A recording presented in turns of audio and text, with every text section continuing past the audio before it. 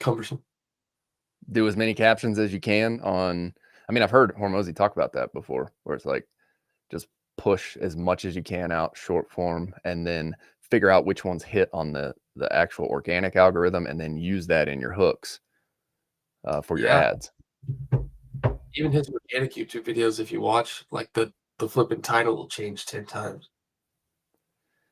Wait, so talk me through that. Have you like dissected exactly what they're doing with that? Or hey, we're live now, so everybody, welcome to another live stream with Jacob from Rise Land Clearing Growth. Jacob runs ads for 120 plus land clearing companies throughout the United States. My name is Austin Gray. I'm the host here at the Owner Ops Podcast. The past couple of years, we have been talking all about growing blue collar and local service based businesses.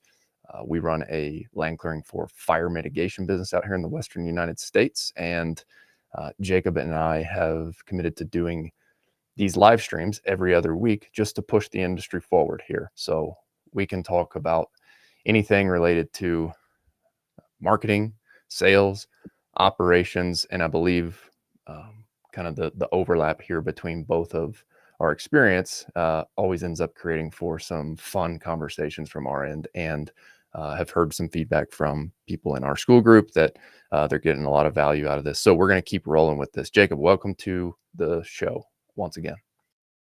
Thank you for having me. You just got back from acquisition once again. Yes. How was it? Oh, it was great. Yeah, they changed to more of a boardroom setting, which was how the day with Alex was. And so it was basically like another day like that, but just with his top dogs. So Benson, who he sniped from Vanguard, I believe, is where he was working at that time. Uh, so the guy I was working with uh, built and sold a chiropractic practice, like 10 location chiropractors. And then he worked with various companies building their sales team. Now he's the sales director of acquisition.com. And then I worked with Sammy, who is another one.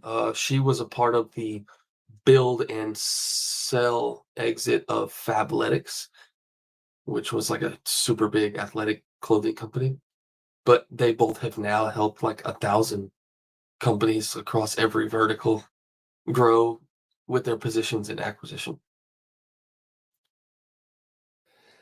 What were some of the main things that you took away? What's bouncing around in your head right now? Yeah, sales is definitely huge, and I always love the line of sometimes we need to be reminded more than we need to be taught. Because like a lot of us, like if you're watching this or us here, we take in a lot of information. We try to do a lot of learning. We watch a lot of videos, read a lot of books, and so sometimes we've heard or learned the information or learned the practice, but we need to hear it in the right way at the right time for it to click into our business. And what I love is they always kind of like, go back to foundation. I wouldn't say they're necessarily teaching new practices. Now they do, they're testing. I mean, they're spending millions of dollars a day, right? So they're testing things. So you're learning, from them what's working in the now in terms of, little tiny smaller things, but like big overarching principles and foundations and frameworks, those are nothing new, but they just do them well. They follow it, they track it, and they volume it, if that makes sense. That line of volume negates luck. So like one of the big things was to increase their ads or their whole throughput, and now they're doing this for any of their clients, is they took 11,000 recorded sales calls and they had AI transcribe and figure out what were the commonalities of what people said before they bought. And then they pull all of that into the ad messaging. And so obviously they already had a good funnel. But them doing that gave them a 96% increase in revenue from the ads. And then they showed that was the big number. And then they showed all the in between. They got like a 20% lift in book rate, like a 30% lift in show rate, and a 10% close rate increase, and then like a 25% quality of person increase, like client quality increase, just by doing that. I was like, holy cow, like that. And it kind of seems simple, but it's like you just have to actually do it and you have to set yourself up to do it. Those are big numbers. 96% increase. Yeah, so they almost doubled their revenue from the ads. Holy smokes.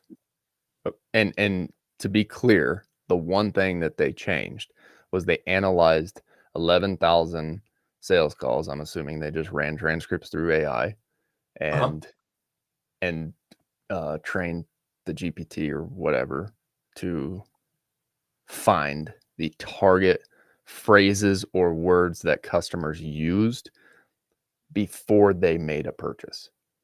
Yep, exactly. Did they share any of those phrases? They gave the principles of basically what they found out was for them, it was founders. So founders was their ICP. Mhm. And then within that, it was founder level problems. I don't have enough time because I feel like I'm doing everything. Um, I I want to be able to, hire people so that I can run the business and not be in the business. Um, those types of phrases. And then of course, revenue's kind of always in there. But that was another interesting thing was the lead magnets, which again, the reason like if this sort of feels unrelatable at the moment, it'll definitely loop in because I feel like the play, like people are doing this on the online info coaching, people are learning this, people are doing this, VSLs and lead magnets and all this stuff. There's a play to get that in on the service business that I only see like very high level service-based businesses doing, like national ones.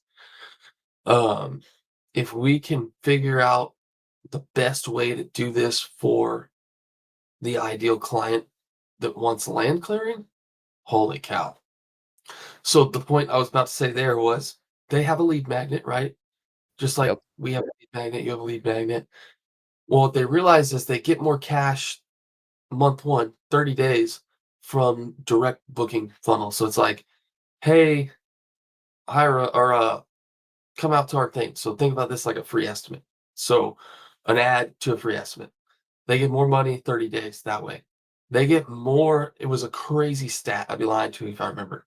It was more than double that they get within 90 days from somebody who comes through the lead magnet because they're more educated. They understand everything more. They have put in some work to their lead magnet's like a scaling roadmap. And so they put in work to do that scaling roadmap. And those people, like for them, the reason they made more money is because those people upsold. So they came to the workshop and then they upsold to, the more intimate days. So let me interject here and make sure for the listeners that we understand this here. You're talking about two different funnels, correct? You're talking about a traditional book a call funnel, which would be for listeners listening. Jacob's talking about running Facebook ads, what we've been talking about in our pro group consistently, directing that traffic rather than directing it to the website or rather than directing that to just a lead form and then like a thank you message.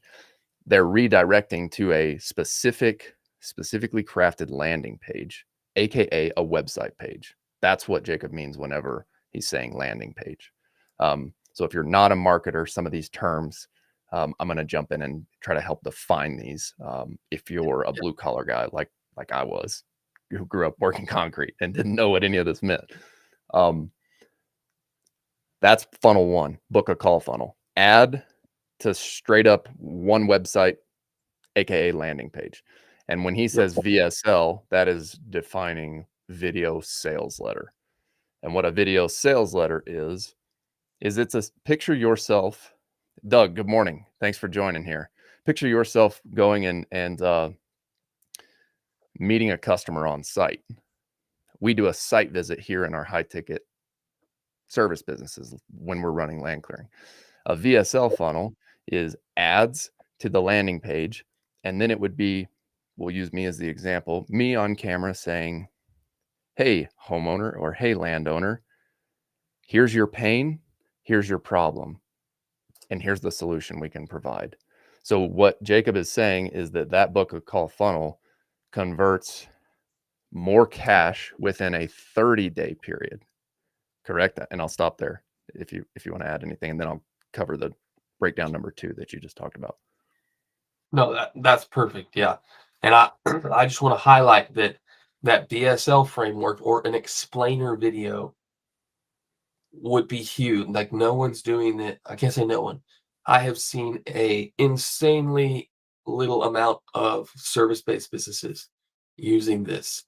And it was an eye opener for me. And even Alex said this from the stage. He's like, I can't tell you how many businesses come in here and I look at their website and it just says, get a free estimate. Lame. Who wants to do that? I was Yeah, like, oh, yeah. got to the heart. I know, I know.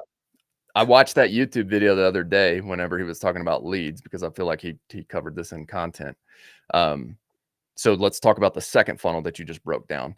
The second piece that Jacob is talking about and that he's mentioning Hormozy talked about on stage was come up with a lead magnet to give some value away for free. Basically, what they have done with their scaling roadmap. Myself, Jacob, we're consumers of that funnel, correct? They gave a ton Mhm. of value away for free. They said, here is exactly what you need to do to scale your business, or here's the roadmap. And what Jacob is saying in that second funnel is that over the 90-day period, I want to make sure I heard you correctly. Over a 90-day period, they collected more cash off people who came through the lead magnet funnel, funnel number 2. Right. And I don't have the exact statistic, but it's at least a 5x because the first workshop's 5 grand, the next thing's 25 grand. So, and then another level. So, I mean, they're at least getting a 5x because those are all the people who are ascending. And the other huge thing about the lead magnet, yes, provide value, but then when it gets really dialed in is when it also shows them deprivation that your core offer solves. Mm, mm, Like the scaling roadmap, it shows you where you want to be, and it also shows you that you're not there and a little bit of why. And then if you want clarity on how and why, then you go to the workshop. That's so the lead magnet should, in best case, provide value, but also create deprivation that your core offer solves. agreed. Agreed. So let's break this down for a blue collar service business owner. Why does what we're talking about matter, or why should this matter? Well, one, Jacob just said, even Hormozy said, nobody really is doing this in home service, or very few people. Um, and we see this work all the time for the people who have perfected it in the marketing and the info space online. So I believe where we're going to go with this conversation is, how does this apply to a high ticket home service or blue collar business owner? And For how sure. do we go craft these different funnels to test this? Yeah. So there, I'd love to kind of jam on this live because, like, Yeah, me obviously too. this is new. Like, we have made our clients lots of money with pretty traditional free estimate type funnels. But I really would love the idea of building this same thing out for this world because land clearing's a little different, right? Like it's not like, oh, my water heater's broken. There's a hole in my roof. My AC's not running.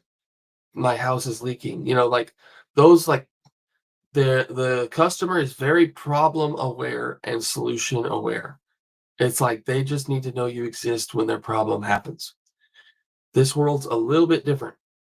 So the simplest version of a lead magnet that could create deprivation would be like a mistakes checklist, maybe. Um, like what are the 5 mistakes landowners make when they're Like my brain's going two different ways: fire mitigation, and then you know just overgrowth property or open up your property. Five mistakes landowners make when clearing. You can even go five mistakes landowners make when hiring a land clearing company, and then the deprivation you create is like a kind of a horror story. Like, oh, you hired the wrong company, or you you chose to just do forestry mulching when you needed full clearing. You accidentally got rid of all your good trees, and now you have erosion problems or something like, or five mistakes landowners make when they buy a home in Colorado. You could even like broaden it out like that, and it's like, this guy's house burnt down because he didn't have a defensible space.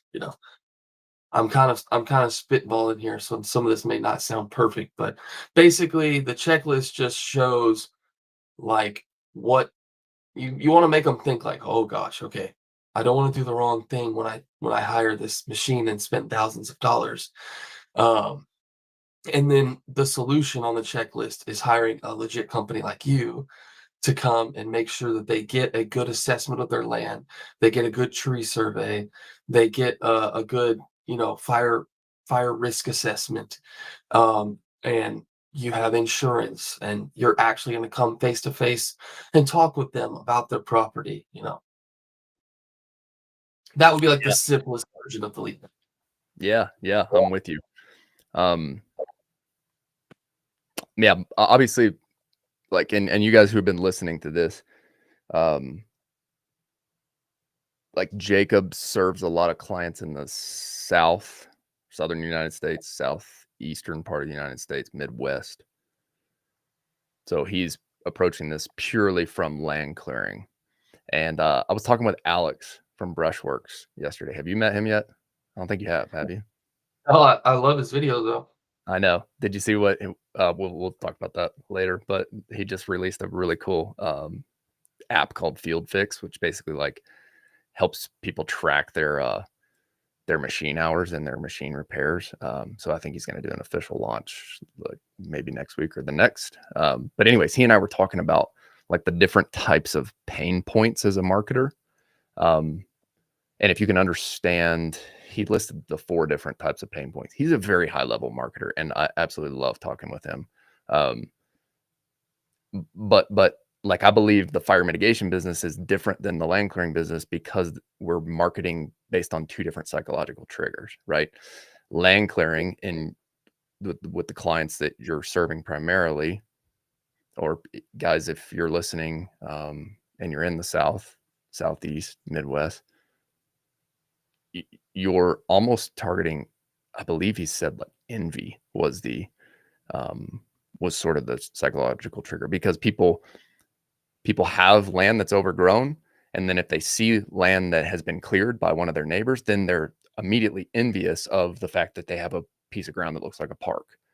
And so Yeah. like that, and if I'm butchering that, Alex, if you're listening, on exactly how you labeled that fear, or excuse me, that psychological trigger, then I apologize. But he was talking about the difference between envy and then fear, because in fire mitigation, people are actually making a purchase decision because there is a real threat, right? We live in wildfire prone areas, and wildfires do happen consistently every year. It's not if, it's when these wildfires are going to happen. And so we're using these land clearing machines to clean up the properties and reduce the wildfire risk.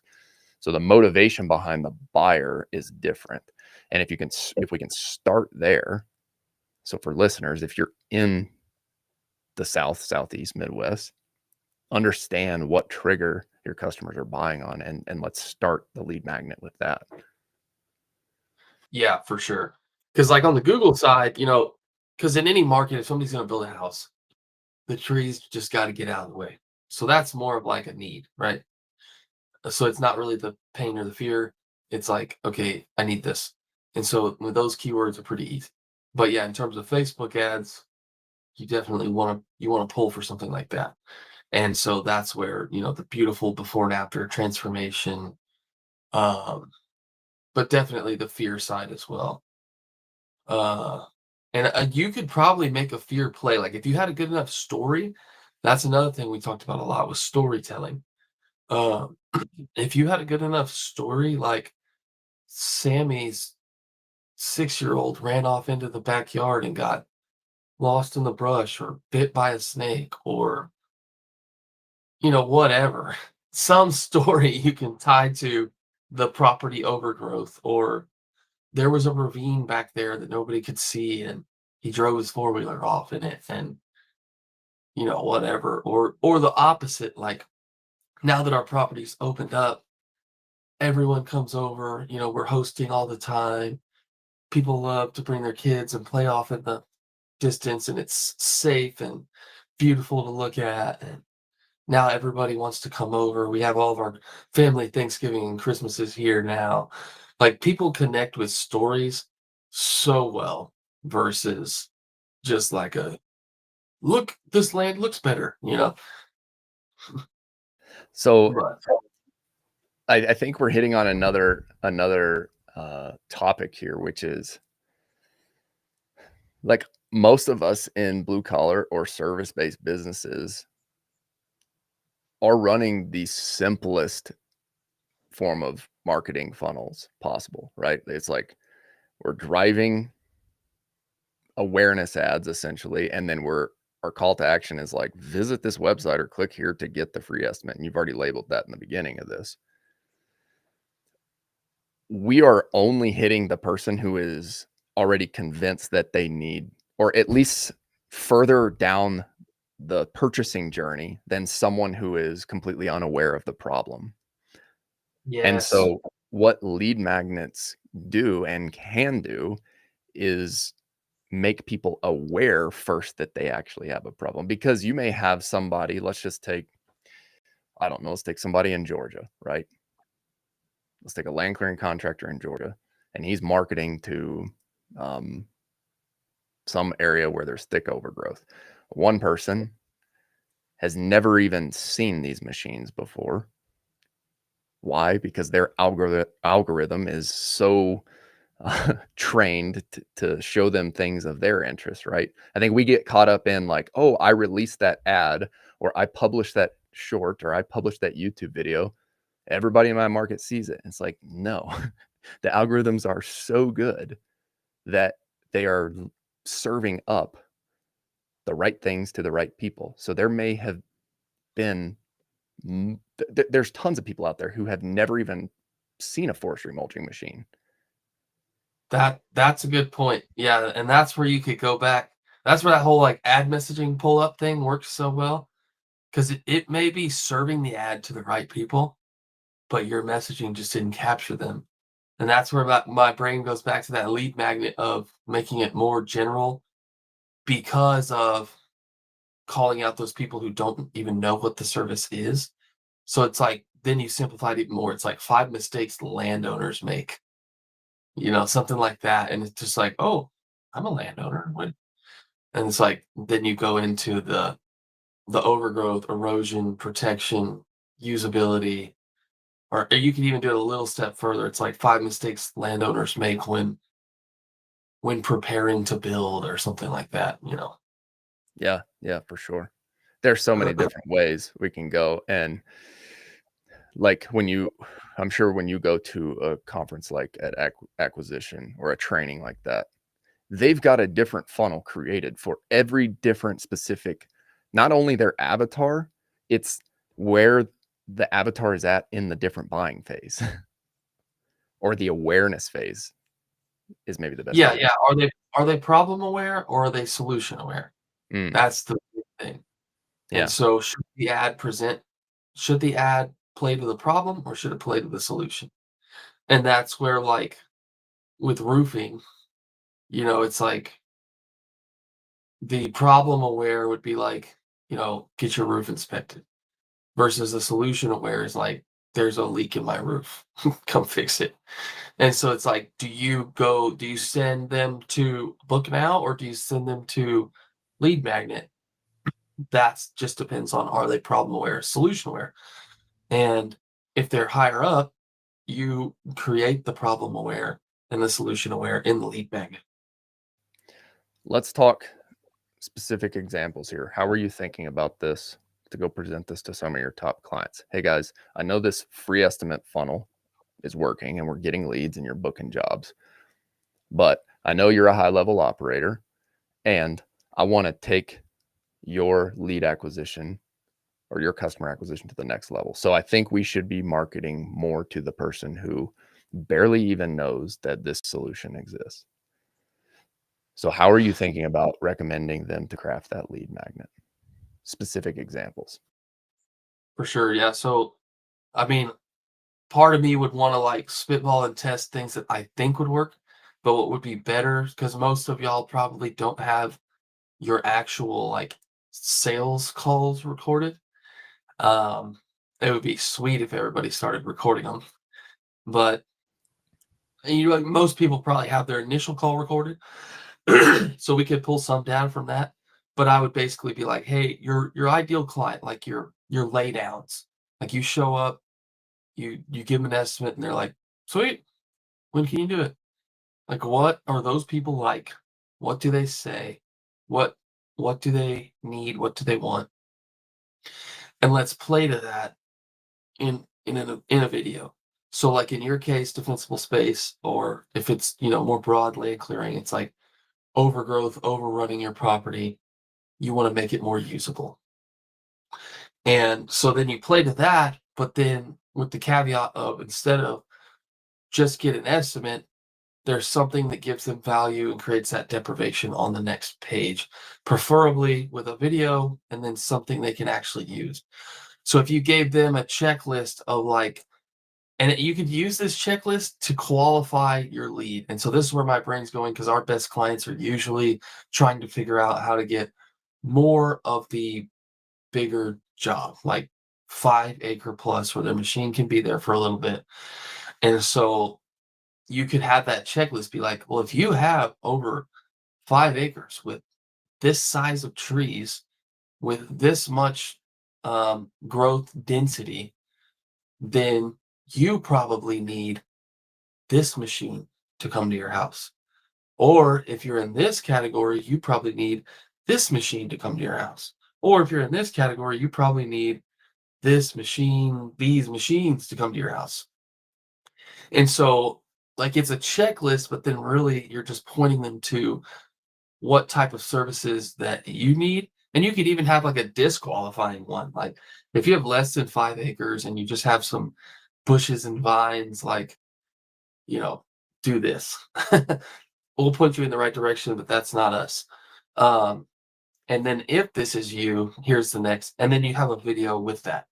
And that video could, if you put a lot of effort into it, that video could have like the examples of like you at a property doing this, you at a property doing this, you at a property doing that. The whole good, better, best kind of options, where it's like just coming in and getting rid of stuff, making it pretty, or like a fine product, park style.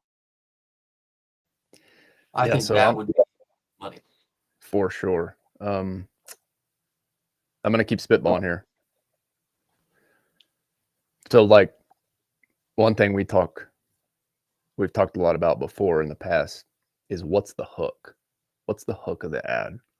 Right. And especially with this new update that's going out or that has taken effect, everything that we're hearing is it's all about the creative and it's all Yeah. about testing different creatives.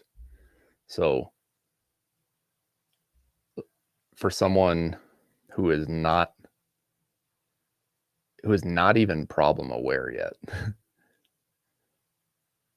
like I'm almost thinking, okay, use the viral type hook. The cool thing about this industry is we have the footage that people like to watch on YouTube, TikTok, Instagram Reels.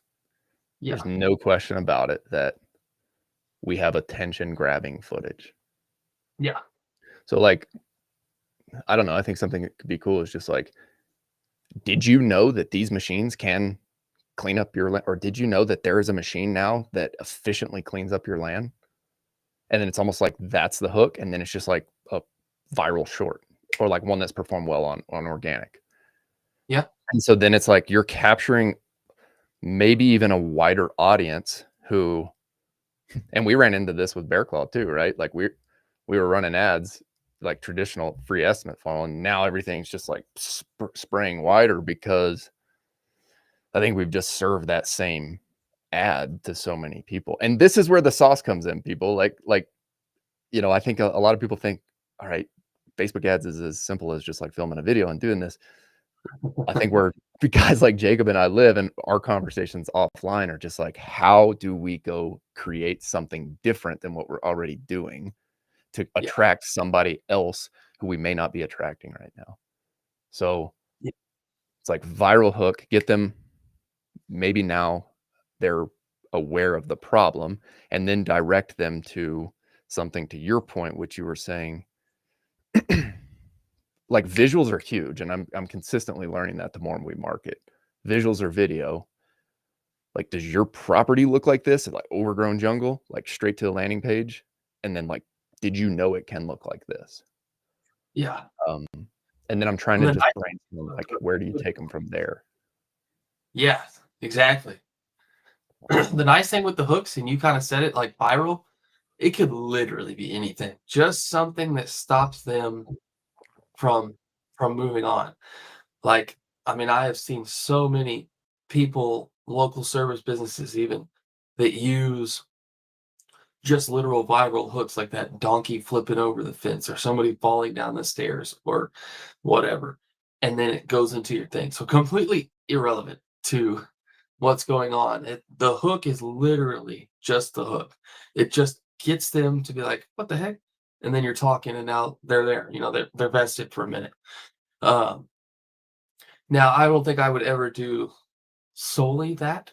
Like, I think you still always wanna have, because you 'cause you're still always gonna have those people who are problem and solution aware, but you're gonna hook more of those broader people on the other end. So let's keep pushing on this lead magnet funnel. Like, what's the lead magnet that, and I'm purely brainstorming at this point. Um, what are some lead magnet options that could be tested for a land clearing operator here? Hey, we catch customer attention who may not be problem aware. Now we need to like quickly let them know that they have a problem and then give them some sort of quick solution around that. So if For they're sure. buying based off of like curb appeal or beautification or envy of a neighbor who may have land that's open and cleared, like how do we further dive deep into that psychology? So, essentially, what the biggest one we're using right now, which is, like, the lowest level of it, I think, um, which I think eventually this will just be, like, what everybody needs to have and should have, is the whole instant pricing thing. Mm, Um, it's like, if you have this in your funnel, you're just gonna get more people than the other guys for sure. Um, but so I think that one is a play for now until everybody has it, is, get an instant S because that's what people like. They like that instant gratification. I think the next level of that is either a checklist of best practices that point towards who they are, what they are, this is what they need, and the ideal ones, what they need is you, and just kind of explaining that. Or a checklist that's more like this is what landowners do wrong, mistakes people make, because then that will kind of create that fear, like, oh gosh, I better make sure I don't hire this and somebody ruins my property or costs me tens of thousands of dollars. Um, the next step beyond that for a lead magnet, I would think, as long as you were confident in your sales process, you could craft like this is like kind of almost coming from the roofing world, but like almost every good roofing company is going to offer a free inspection, right? yeah. Which we know is just a way to get to their house. And so, like a free tree survey or tree assessment or land assessment, but like a truly valuable one where you show up and you're giving them a deliverable, like it's costing you time and money. but you're willing to do that because you know you're going to close 2 or 3 out of 10 of those that you do, and it pays off. Um, which on the surface level, that sounds really simple, like, oh, free assessment. But I mean, essentially, that's a pretty darn good lead magnet, especially if you can really tie it to the pain or problem point, whether it's fire or land clearing. Uh, and you could really build that up, and the video page could be like you doing one. And so then they're like, holy cow, like, this is pretty sweet. Like, he's actually going to walk my whole property and tell me what kind of trees I have and like where what I should do and all of this stuff, when really it's just you providing a really good estimate. But to them, it's like, getting something of value, but you have to have a barrier to entry there. You can't have like 40 people going and booking a free assessment and they're not qualified. So you got to have some kind of, survey or something in there. Hmm. What would be super valuable? Like I've tried to live in this from land clearing before. Just with the work that I've done with another company that I've been helping out. But like what would be super valuable to that customer? Like let's just say it's like let's say you own a 100-acre ranch in South Carolina or a 100-acre piece of ground in Tennessee. Like what is going to be super valuable to that person? Okay. Here's an idea. A different version of the ROI calculator. It's like a lot of us use an ROI calculator where it's like put your inputs in currently, and then on the back end, our calculator puts in what our average like throughput is. And so it's like you're making, $100,000 a year with us in this program. You should be able to make 500,000 a year based on the things that they put in. So if you did that with their property, like, correct me if I'm wrong, if you take a property that's just raw and then you do everything that needs to be done, say on the best case scenario, that property is going to be worth more, correct? Correct. So you have a very simple calculator, and this could even be done without a, a site estimate, but you could also do it with a site estimate. But if you could come up with a pretty close estimate of before and after what their land would be worth, or what percentage more would their land be worth if they had this service done at their property. I'm thinking out loud here. So That's you tell me, I think that's the money one right there. That's it. because you have What's like a inputs and a slider, like very simple, and it's got an output, and like as they're changing things, it's output. So like you have 100 acres, like you're saying, and how many of that acres is usable? How many of that, is trails? Do you have a nice maintainable property line? hmm, Do you have a road that goes through it? All of those things are going to increase the property value. Um, but we would just have to come up with the calculations, and then you would always want it to be a range. Like we'd have to play with the output, but I think that would be good. oh man, my head's going so many places right now. Because you could what I love about this is that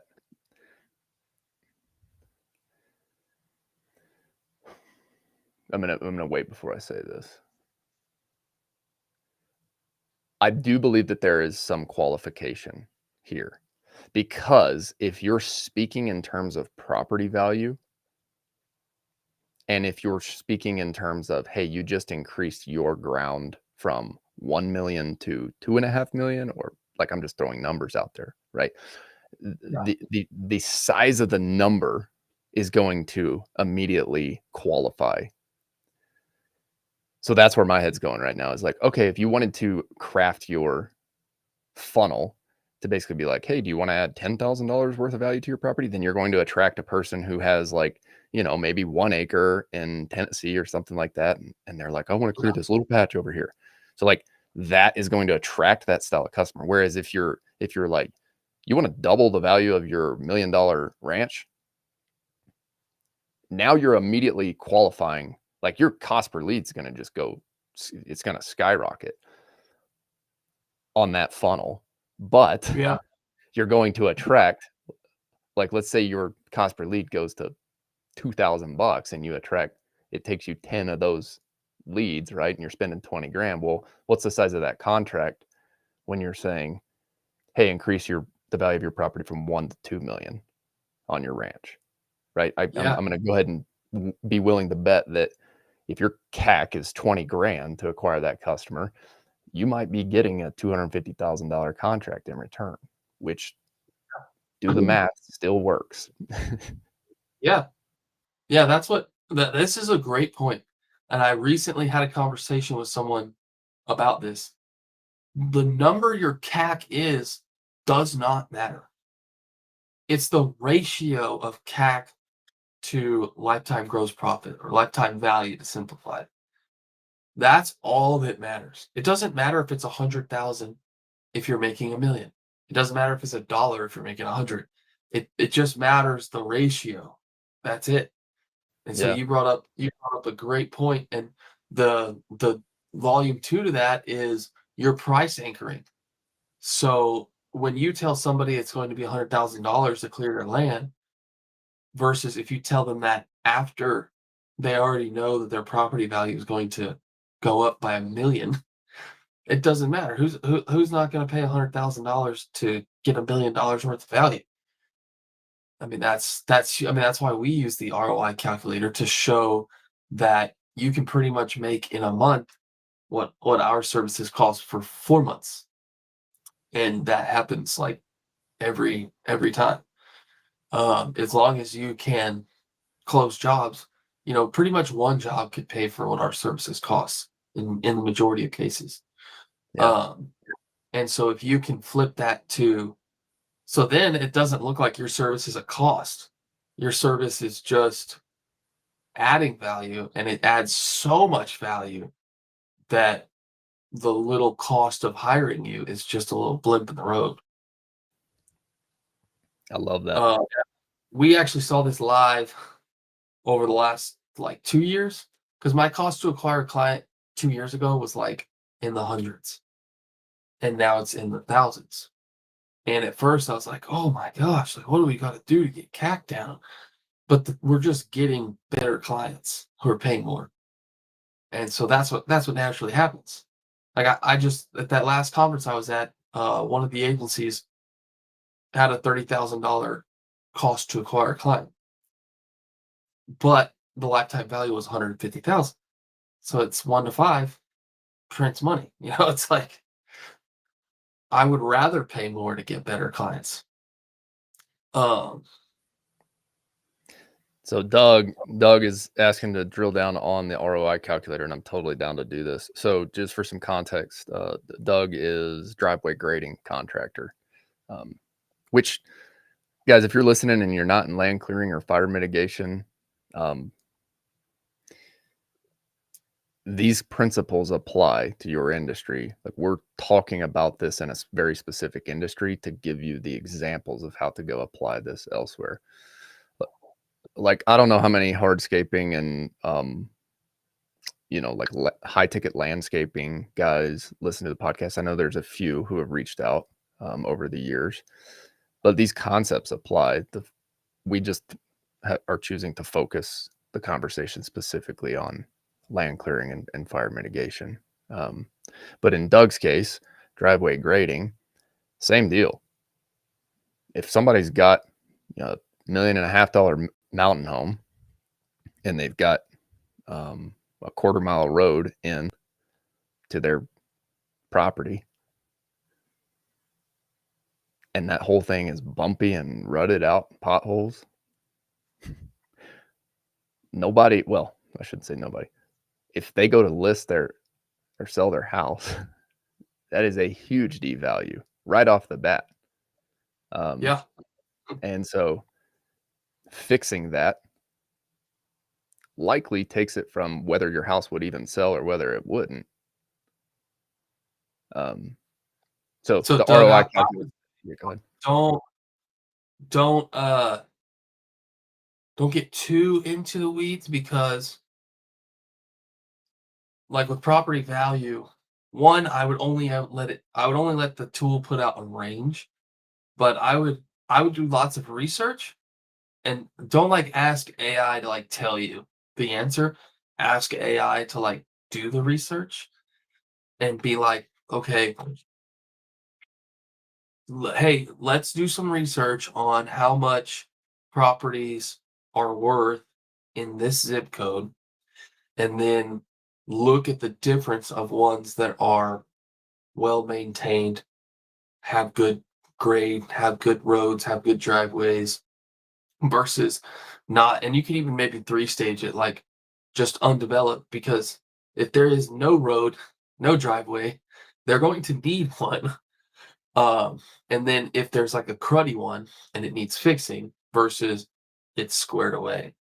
And I would just try to get to like a broad midpoint on those. So like, your average property with just no access except for dirt where everyone's going to get stuck. And then you have like, somebody put the gravel in themselves and it's just horrendous. And then, where it's supposed to be. And if those are like 20% different each time or something, then you can kind of back up, the calculator with that. I'm kind of being really broad here, but basically use AI to help you research quickly property values based on those certain factors and then kind of go from there. And then on the calculator side, just keep it kind of broad based on percentage. So not like your property's going to go from $100,000 to 500,000. They put those numbers in, but on average, properties are worth 20% more that have good access, good grade, etc.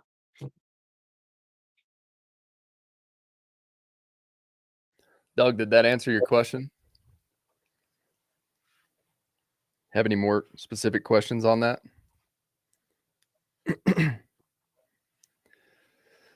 So I think this could be cool too as we're building out the calculator here, Jacob. So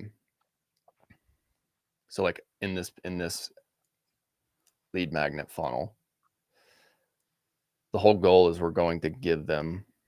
Let's just go back to the land clearing example. Like we're going to give that property or landowner an actionable. I don't want to call it a checklist because we're not necessarily. Well, maybe it's a checklist, right? It's like you could do these three things to increase property value. But in that funnel, I'm almost like in the form. It's like what types of vegetation do you have? How much of vegetation do you have? Very similar to your price estimate calculator. Um, Yeah. so that they're answering questions about their specific property, and then it's kicking out something. And really, what you're doing in that is just capturing their lead information, um, Yep. and then going on site. But to your point, like if you could have like a very detailed estimating process and then provide them with something actionable at the end of that estimate, that one way or the other is going to help them. I love thinking about it in the way of like, how do you give them what they need to do to increase their value so that they could go DIY it if they want to, which some, you know, rich That's going to 60-year-old help. landowner isn't going to want to go clean up 100 acres of his land, right? He's going to hire the young buck who with the machines. Yeah. Right. But that little guy, that 1 to 2 acre guy that, a lot of guys don't want to do, you give them enough information to DIY it. You're providing value. You're and then you're like happily disqualifying them. So it's a win-win. Like you provided value without doing any repetitive time and work. It's just the automated system you had to build out one time, and they're disqualifying themselves. So it's helping you as well. Yeah, for sure. What else on this? Doug says, I'm working through different ways to anchor pricing to make the sale almost a no-brainer.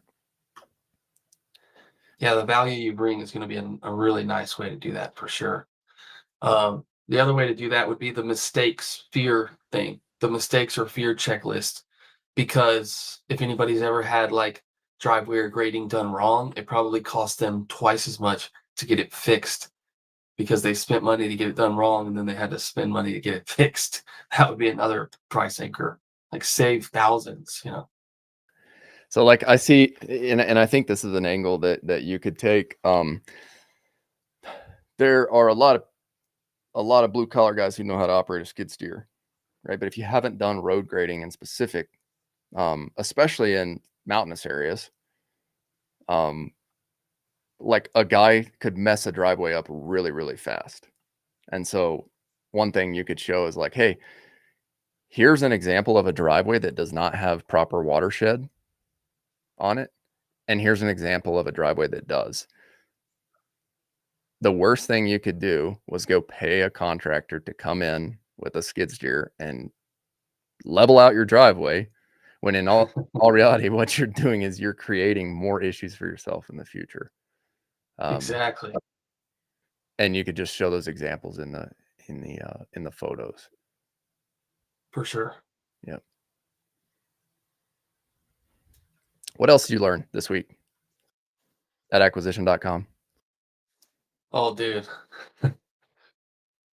Uh, can I? Would it totally jack things up if I take a very quick break and then we can jump back into it? No, not at all. Not at all. When you Okay, get back, I'm gonna go pee too. I'll be right back. This will be good. Maybe Jacob has a surprise for us. Any of you who are listening, this episode is recorded live right now. Jacob and I are doing land clearing related talks all about customer acquisition and sales. Um, I'll be chiming in a little bit from the operations side on the business, but the main point of these bi-weekly podcast recordings are to get super specific for people in land clearing and fire mitigation businesses. A big challenge that I've been pushing myself as an entrepreneur uh, coming out of this year's learning lessons is focus, focus, focus. And so if you've been listening to the podcast over the last couple of years, I went wide with it. I was interviewing tons of people from the X small business community network, which in the beginning was so much fun to one, meet other people and then talk shop with other entrepreneurs to see how they approach different things in their business. Like, for example, if I focused the podcast from the beginning specifically on land clearing, I would have never met someone like Patrick Murphy. If y'all have not listened to the episode with Patrick Murphy, I don't remember exactly which number it was. It was sometime over the last 2 months, published date. But the guy is a wizard at creating hiring funnels. He's an ex-Amazon employee and went and started a cleaning business. And I hired him to come in and build our hiring funnel. And that has taken Bear Claw's recruiting process to the next level. And so, yeah, unbelievably happy with all the people and thankful for all the people who listen, but also all the guests who I've met, because I believe that entrepreneurs talking to entrepreneurs can help each other push their business to the next level. Right. So the whole premise of the podcast in the beginning was like, I didn't really push to focus on one specific industry because I believe that there are smart entrepreneurs in all different types of local service or blue collar industries. And so I hope that if you go back and listen to season 1 and season 2, that you can get this like widespread uh, knowledge about starting and growing a small local service business. The premise was that I found out very quickly the opportunity that's huge right now in America, local service businesses that have optimized Google business profiles to get free organic traffic, leveraging Facebook ads to go run advertisements to a specific targeted group of people and get those people interested in your services. Those two things from a marketing perspective. And then the third thing, implementing a speed to lead system on the sales side where you call leads fast, you book on-site visits, you show up in a polo shirt, branded hat, looking professional.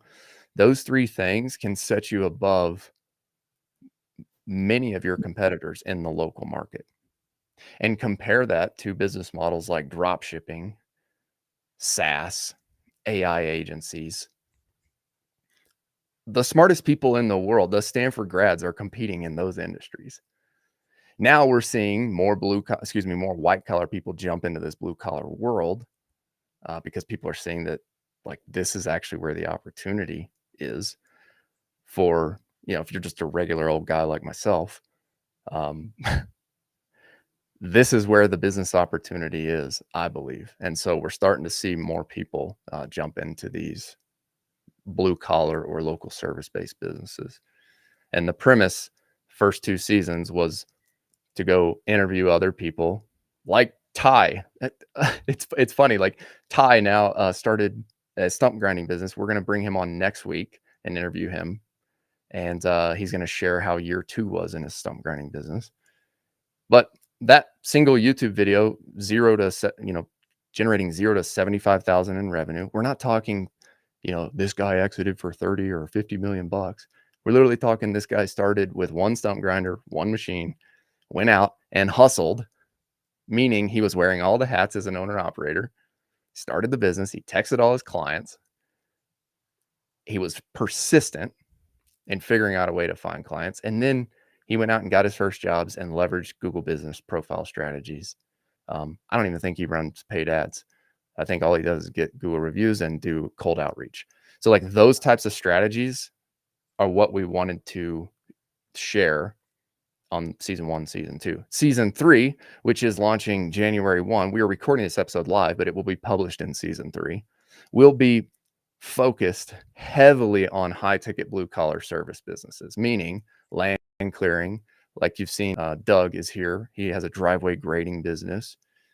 Fire mitigation is the business I'm in. So you'll hear some of us chime in on that. But we're talking paid acquisition. That's the main topic of Jacob and I's conversation in season 3. Every other week on Fridays, we're recording live, and then these will go into being published on the podcast. Paid acquisition funnels and sales processes, aka marketing and sales, how to go acquire customers to your high ticket blue collar service business. And look, the opportunity is not going to be here for forever. Like the window's now. So if you're in that type of business, tune into these, because what Jacob and I talk about with land clearing can work very well if you just go copy these strategies for a hardscaping business or a driveway grading business. And if you just take the principles that we talk about for acquiring customers, it's going to help you grow your business. Absolutely. And I love what you said earlier because that's the way everyone should start their business. That owner operator, bootstrap, do everything themselves. I truly feel like that's the best way. But where I see a lot of guys fail, where I have even failed, is that bridging that gap because you're motivated, you care, you're texting everybody at 8 o'clock at night, you're hustling, you're making sure you're getting the reviews and posting often. And then you get a little busy, you get a little successful, you start growing, you start slacking on some of these things, and then you hire people to buy your time back, but you maybe don't do as much training as you should, or you don't do vision casting, or you don't have accountability or SOPs or processes or automations to help you, and then everything breaks and you're like, what the heck, I'm making less money now. Like you're making way more top line, but you're making less profit than you were back then, and you're like, what the heck. And so that's where, all the stuff we kind of talk about here and a lot of the stuff you do on the system side uh is so important to be able to go to that next level. And if you can do it somewhere in that owner ops journey when your whole system is smaller, it's going to be a lot easier to scale on than if you get big and then you're trying to reactively grow.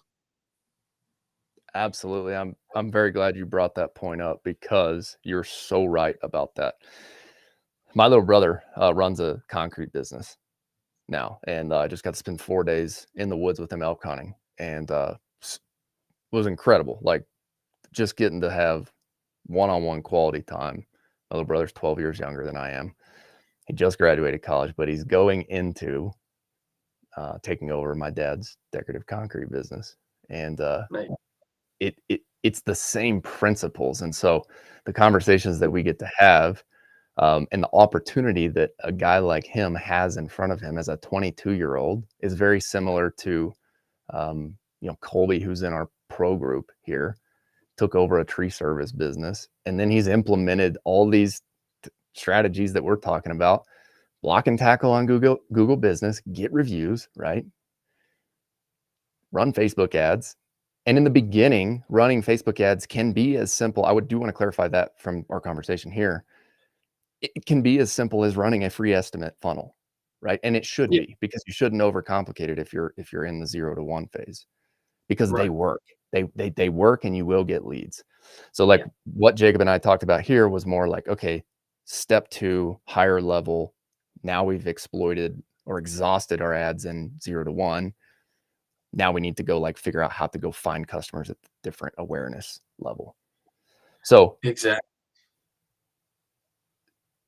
Jackson, my little brother, who is in the concrete business, right, is being able to implement these strategies.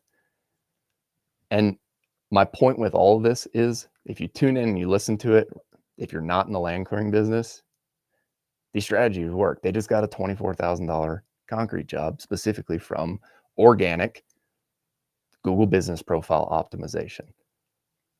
Yep. So most of you are going to be like, oh, that's great. It's awesome. I need to go optimize my Google Business Profile. And then what's going to happen? You're going to be like, yeah, I need to go get reviews. And then what's going to happen whenever you complete the job? You're going to have like 3 customer calls, and you're going to forget to do the review. So if you hear Yeah. anything on this podcast right now, if you're in 0 to 1, go do the job, get the review. That's like the most important thing that you can do in the early days. Yes. And For then, sure. yeah, sorry. Uh, Feel free to jump in here. I'm on a Oh, ramble no, here. you're good. So the last thing I was going to talk about that you mentioned, that system. And I talked with Owen about this, the guy who went 0 to 37K, which we're going to be doing a kickoff in season 3 of the podcast. So if you're listening to this on Spotify or Apple later in 2026, you can go back and listen to the kickoff episode in the first week of January. Owen started a land clearing business 0 to 37K in the first month. And he leveraged exactly what we talk about here, right? Jacob's been running ads for him, and he pre-booked $20,000 up front before he even Yep. bought a machine. This stuff works, right?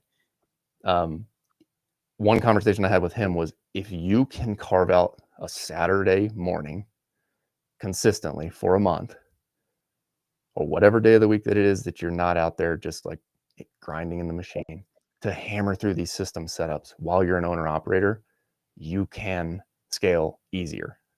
Because whenever you start hiring people, to your point, now you got to go change like 5 different people's notifications, user address. Like, if you can just do it right now, it's so great. 100%. Yeah, and I wanted to kind of touch on what I said in the beginning.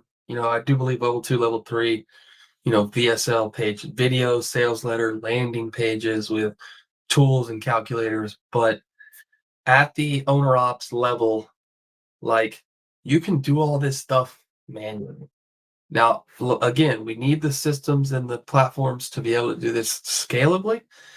But, from 0 to a couple 6 figures, like, this could look just like you sending a video to the client. Like, you have a YouTube video walkthrough of a before and after of a job or a site assessment.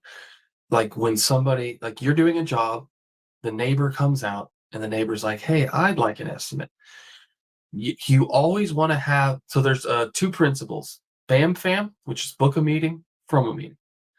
And so where this relates to in person, neighbor walks over and is like, "Hey, I like what you're doing. I want it done over here." Okay, stop what you're doing. Turn the mulcher off so that you don't shoot mulch at them. And put it on the calendar. Whether it's a phone call or you're talking to them, put it on the calendar. This is statistically proven to increase show rate or your ability to actually talk to the person exponentially. So put it on the calendar, whether it's a call or a message, and then send them things. So ideally, it would be like if you have a YouTube video or a TikTok video or a Facebook video, any video that explains a little bit more about what you do or builds a little bit more trust about what you do, then send that to them in between. Now you could also send them like, your reviews, like, hey, check out our reviews. Now usually if a neighbor comes over, like that's usually a pretty easy close, but you need to get into this habit of book the meeting and send them something in between. And there should always be something in between everyone. So you go do an estimate and like say they say yes, book the time right then, and then send them more things between now and then. Because if I ask everybody how many people have booked a job and then somebody backed out, everybody has those stories. This decreases that. So, but then they say no, you need to book the next follow-up. Like say they need to talk to their wife. You should always work that objection and make sure they're not just saying that and they truly mean that. And so say they truly mean that, it's usually either permission or letting them know. And so we could go to a whole rabbit hole there. But say you're letting them off the hook, like, okay, you need to book the next time, and then you need to send them more things to make them love you or understand you or trust you more in between those meetings. So the reason I bring that up is like at the high level, we want to build all of this automated, but you can easily and should be doing all of this stuff when it's just you and you're small. Just do it manually. You probably are not getting that many leads, that many jobs. You can do it manually. And Doug says right here, it's exactly what happened with my very first estimate. Scheduled one meeting and ended up meeting with 3 more homeowners on the next road trip. And so what you're saying is, in that process, the best thing that he can do after he meets with the homeowners in between the time that he has sent them the estimate and the time that the customer signs is Send them videos, reviews, anything to build trust and educate them on and keep them excited. Like, hey, just wanted to send you this video. It's a property actually very similar to yours that we did last week. Check this out. definitely, definitely. So let's go back here. This is one comment Doug posted. Just need to figure out how to get those early commitments. And we talked about this on our last live stream between us. But what are some other ideas that you have, Jacob, for just how to go get that first job? I have thoughts. I'm gonna take a pee break real quick and take it away. Yeah, go ahead. Yeah, so Doug, when you say early commitments, you mean like uh like landing jobs early out, or like when you first start talking to them, like getting them to commit? Until I see you pop up, I'll kind of jam on that. But the deposit frame is a really big one. And so you come up with some kind of scarcity urgency, like, hey, in the next month I can only do 10 jobs, and right now I've got 5 on the books. I'm looking to get 5 more, and I want to make the best of my time and yours. So, usually this job would cost, $5,000, whatever your estimate comes out to, and maybe price anchor it a little higher. But I'm trying to fill up my schedule. So if you go ahead and commit and get on the schedule today, I'll take 10% off. So I'll do this job for $4,500. But you just have to commit and put down something today. And this could be 10%. This could be a dollar. Ideally, it would be, something like 10%. But you just want some type of commitment. That's where the whole dollar thing comes in, because you've got a payment method from them. and you've gotten actual dollars from them. And so you get that commitment before you ever go away from the meeting, right? And so going with that, you said, landing jobs, getting deposits. So if you can't get them to say yes to scheduling, then they have some kind of objection that you need to pull out. And if you don't know that yet, they need to get down to it. And you want to eliminate everything down to money, right? Like, so if they believe you're right for the job, they believe they need the job, and then money is the only holdup, then you can kind of push back on, like, okay, do you not have the money, or you don't want to spend the money? You don't see the value in it? And if you have a good rapport with somebody, you can ask the hard questions of, like, how much money do you have, and how much money do you have available? Or, like, do you have access to? So this would be like, credit, loans, whatever. If you have a good rapport and you truly care about somebody and you're truly willing to make the right decision for them, you can ask those types of questions. So, like, if they're like, I've got $5,000 to my name, it's like, okay, don't give me your last $5,000 to fix your driveway. You can have that honesty, right? And that trust, that type of honesty will go a long way for sure. Don't just try to, sell every person. But if it's like, they have money, they're just hesitant to spend it, then it's like a value issue, and then you can have that conversation.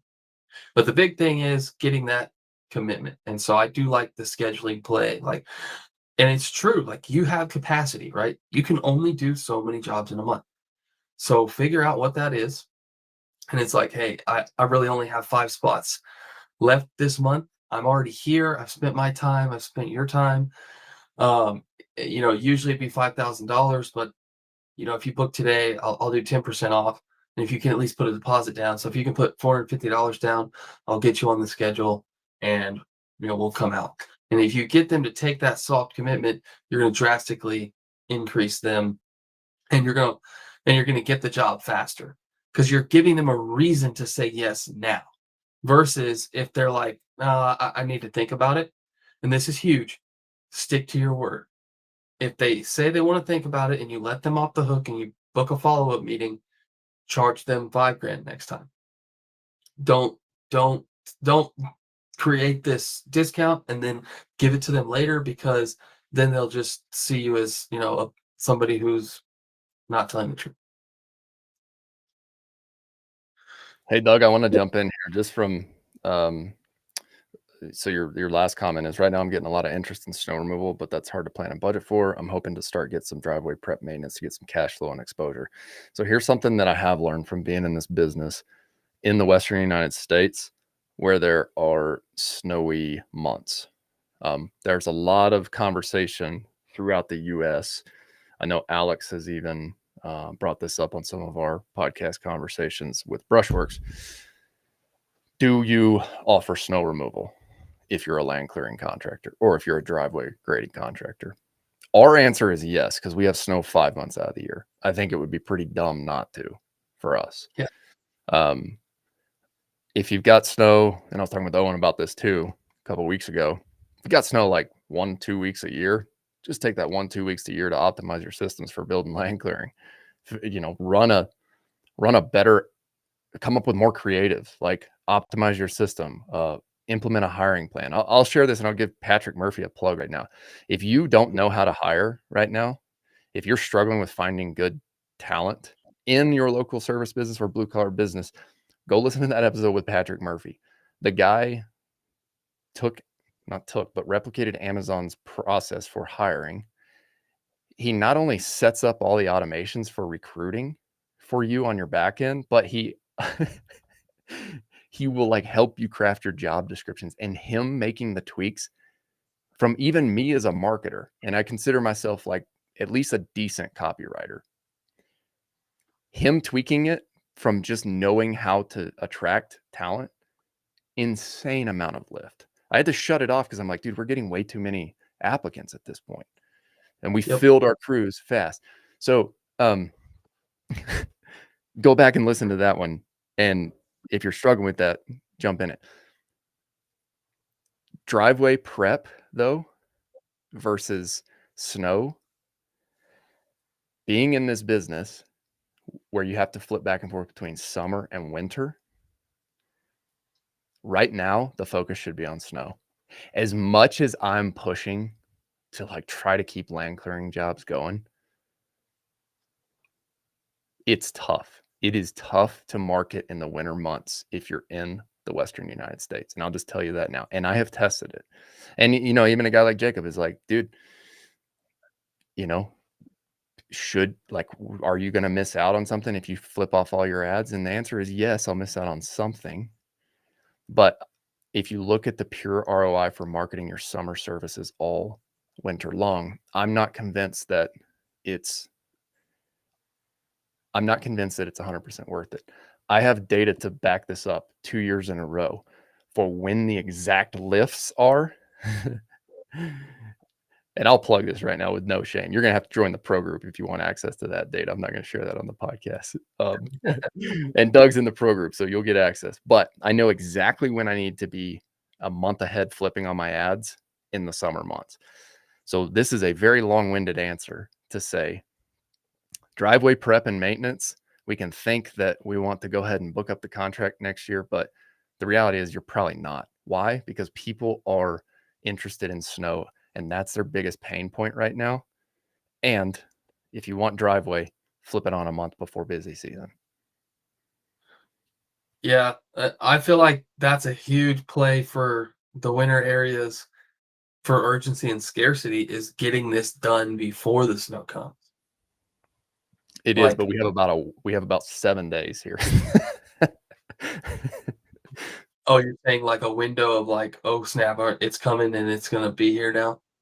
So what I'm saying is like, Doug, for driveway and maintenance prep, like I think that window has passed here. Just me shooting you as straight as possible. Cause I know that window, I pushed hard for the last 2 months to be like, hey, get this in, get on our schedule. Yeah, But yeah, the dip I'm seeing in those ads, they're just not performing anymore because we have had that like first snow here and people's mindset has shifted. yeah, So yeah, yeah. I have tried 2 years in a row to sell people over the winter, and it, for whatever reason, either I'm doing something wrong or it just doesn't work because people are literally in snow, snow, snow, snow, snow. So if people's Yeah, mindsets are in snow, snow, snow, snow, snow, let's go sell them snow right now. yeah, Now for this sure. is purely Western contractor focus, right? Jacob and all, you know, people listening on your channel, Midwest, South, Southeast, like you guys, you don't have to deal with this, which is a huge, huge benefit to your business. For sure. We do have probably about 10 dudes up north, like way north, that they have like a crossover where like ground freezes, everything's hard, and so then they can keep going. But if it's like it starts to get wet and the stuff's like in between melt and freeze, they can't do anything. Which Yeah, those guys tend to also be hunters, and they usually like kind of win-win that one. And like, okay, we're just gonna go hunting for a month. But uh, like our guy in Wisconsin, I mean, he never stops. Um, but I think that's sort of a different climate, I guess, than mountainous western snowy areas versus he just like it just gets really cold and now it's like he has a new hard surface to run on. for sure. For sure. And I'm speaking for Western contractors right now because more of you have been listening to the podcast and I know you guys feel it. Everybody has the same, all of us have the same problems. Sam, a guy who's a fire mitigation contractor over in the Telluride area, called me this last week. He's like, you ready for snow? And I'm like, no, I wish we could do land clearing all year. And he's like, me too. Um, but it's just the reality. And you're faced with making one of two decisions. You either shut down for the winter months, so you cut all expenses, or you go offer a service that can allow your people to stay on board. And what we've chosen, as far as a culture perspective, that we don't want to have to rehire once we find great team members. Culture is everything, in my opinion, Yeah, as far as building the team, right? So if you're consistently having to drop crews and then rehire every summer, it's just not the business that I wanted to be in. So I would rather make the sacrifices to flip mindset and go sell snow contracts and deal with all the headaches that come with snow because I value our great team members and I want to make sure that they have an opportunity to earn a paycheck. That's my main goal in the winter time, right? Yeah, Summer's our moneymaker. Winter is our like, let's keep the team together here. for sure. Yeah. Yeah, and I've even seen like pressure washing companies will do this. Like in those same areas, they take the skids out of their trucks, take the trailers off, put plows on everything. Yeah, it seems like a really good move. Now, Doug, the last thing I would preface with is like you're in a market that, um, yes, it snows, but like you may be able to do um, more summer type services year round there, especially if you jump in the tree stuff. I don't know about the driveway is going to be tough. Yeah, What's the driveway. area? He's in Durango, Let's look up the but search volume. for us, oh, we've already done all that, man. Like he's good for. Oh, are you talking about just like you talking about seasonality?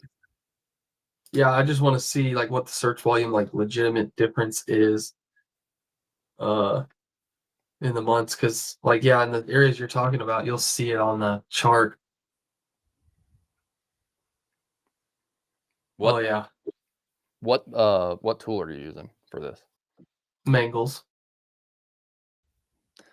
So for those of you who don't know, Mangles is an SEO related tool to pull search volume. There's also SEMrush, SEMrush, Ahrefs, ahrefs.com. Those tools you can go pull keyword volume, get trends data to go off of like this. You want to tell us what you're seeing?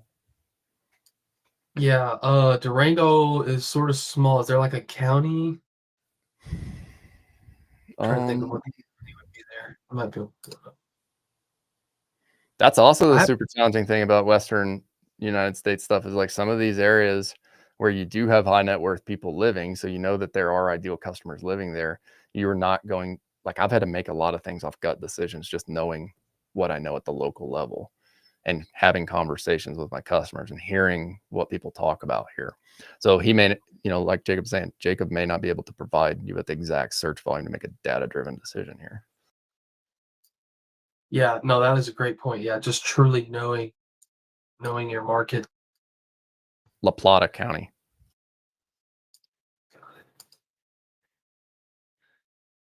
Is how far is Pago? I've been to both of these, but I can't remember how far Pagosa Springs is from Durango. I think it's a couple hours at least. Um, I've only been there a couple times too. I looked that up. Yeah, because the search volume really is not crazy right there in the city, but it's definitely up and down. Like spring, boom, it gets huge, and then there's not a whole ton. Let's see. Doug, the nugget here for driveway grading, at least what we've seen in the past, like flip that ad on um a month before snow is completely dried up. The biggest pain is whenever runoff is happening, snow is melting and it's running right down the middle of their driveway and they've got a washout this wide. Because then they're like, oh my gosh, I need to fix it right now. So that's when you want to hit them with that. And then what we do is just heavily spend in those times, right? And then we just book up. And then what happens is people are so willing to buy and get on your schedule that you start creating natural scarcity. Like, hey, we just had like 32 people sign up for this in the last week. Like, do you want to get on the schedule? We're booked out until August 1 at this point, right? That immediately in mountain towns is like, holy crap, I got to grab the schedule. Yeah, yeah, absolutely. The search volume wasn't huge, but it's like you said, it's probably the people like in between these cities that really need it. Um, but it did look fairly consistent. Uh, like the chart, the search volume was fairly consistent, but it was definitely higher, spring, summer, which y'all already know that. Yeah. Yeah. Yeah. Cool. Well, we're half an hour over an hour long conversation here. Anything else you want to touch base on? here, Jacob? I think we've covered a good pro, and I was gonna look at you probably you probably talk about this a lot, but just like the tracking side of things. Um, Basically, I just recently realized because historically, majority of our clients came from Facebook, but Yep. now since I've been doing a lot more videos and organic and all this stuff, it kind of happened under my nose that we're actually getting just as many clients from organic now than we were, and I didn't quite realize the shift in the data because my whole funnel is like perfected on the Facebook side, but uh it was more open on the organic side. Like, oh yeah, people are just finding out about us. And so then I realized like, oh, I need to put a few more tracking parameters, on my organic pages and make sure the links are consistent and actually like put some fuel on the fire of this channel. But that can translate over like, really track and see. And we do this with our clients like, okay, is Facebook, Google, organic? Like, what's actually pulling in the most for you? And then let's go all in on that. For sure. But I think that was really the only other thing I had, that was really big from last week. Well, I do have thoughts on this. Um, and these are my thoughts and my opinions. I know there are plenty of people listening to this who will disagree and say one way, you know, is you should do one way on paid versus organic. There are, groups of people who say that. Where I sit is like organic. If you can build brand recognition, your organic leads, I believe, are going to be your best leads coming in as it relates to local service-based businesses. 100%. Bear Claw, like our brand, is now the most searched organic term that we get through our organic funnel, which means 3 years in, we're building brand. Like that's really all that means. It means that like we've created awareness, we've delivered a great product, now people know about us, and now word of mouth is setting in. But the issue with starting with word of mouth, if you're starting your business, is you don't have any flywheel in place to get word of mouth. Yeah. Your word of mouth is literally doing the you did one job for one person, and that one person maybe told one person about you. So now Yeah. people who know about you is two. So how do you accelerate that? Well, two ways. One, you ask for a review from that one person, which then allows word of mouth or referral based marketing to kick in at the organic traffic level. Like it's essentially the same thing, right? Not entirely the same thing, but it's the same principle. You're expanding your reach from the job that you did for one person to increase how many people that they're telling other people good things about you and your business. So that's one. Every single job you do in the beginning, Doug, and I'm speaking just directly to you because I know that other people who are starting out will get value out of this. Your focus has to be on getting a 5-star Google review from every single person. Like that has to be number one. Number one. But second to that, if you want to pour gas on that fire, then like what Jacob and I talk about a lot is like you can accelerate that awareness level by running paid Facebook ads. Now, your conversion isn't going to be that great on your paid, but you will get some leads. And if you can build trust with customers, you will close some jobs. What that then gives you is more at bats to serve the next one person, ask them for a referral, which multiplies it to 2, and then ask them for a review, which tells Google algorithm to start showing your services to more people in an organic fashion. So you've got organic over here, you've got referral right here. And if you don't run paid ads, you're kind of missing out on a flywheel on the circular pie graph. I should definitely draw this out and visualize it for people. Yeah. But if you do that flywheel of complete job right here, ask for 5-star review, ask for referral, run more Facebook ads, get more jobs, complete job, ask for 5-star review. and keep going around the circle. That's how you build brand, but it takes time and it doesn't happen overnight. Um, and then to Jacob's point, when you're 2 or 3 years in, there will be this, oh crap, I remember Jacob and Austin talking about that I needed to track that. I have no way to track where those leads came from. So if you don't have a system in place, you're going to miss out on all that data. Yeah, And if you have access to that, then you know where to double down 2 and 3 years in. for sure. So, Doug, word of mouth or organic, basically you didn't pay for it is the big thing. Um, so generally that's like word of mouth or somebody heard about you and then they just look you up and they organically found you versus you had to pay to get in front of them. Um, which kind of sounds funny because like you still pay to have a good website and to, set things up, but you either pay with time or money, but it's just a different kind of avenue. Um, but I wanted to hit on a few things you said that were so awesome about like the referral side of things. And I just learned this week, and I would have never thought about this, but because like we have a referral and it's like, hey, I'll give you 10% for referring me to somebody. But if you just ask them for the referral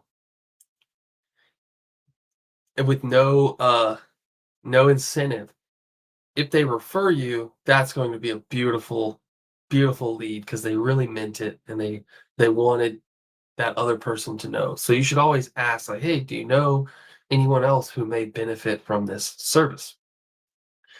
And but the hack that I just learned this week, which I never thought about, is if they give you a referral, then you send them something. And you created this feedback loop. So you don't tell them, give me a referral, I'll send you something. You ask for a referral, and when they do, you give them something.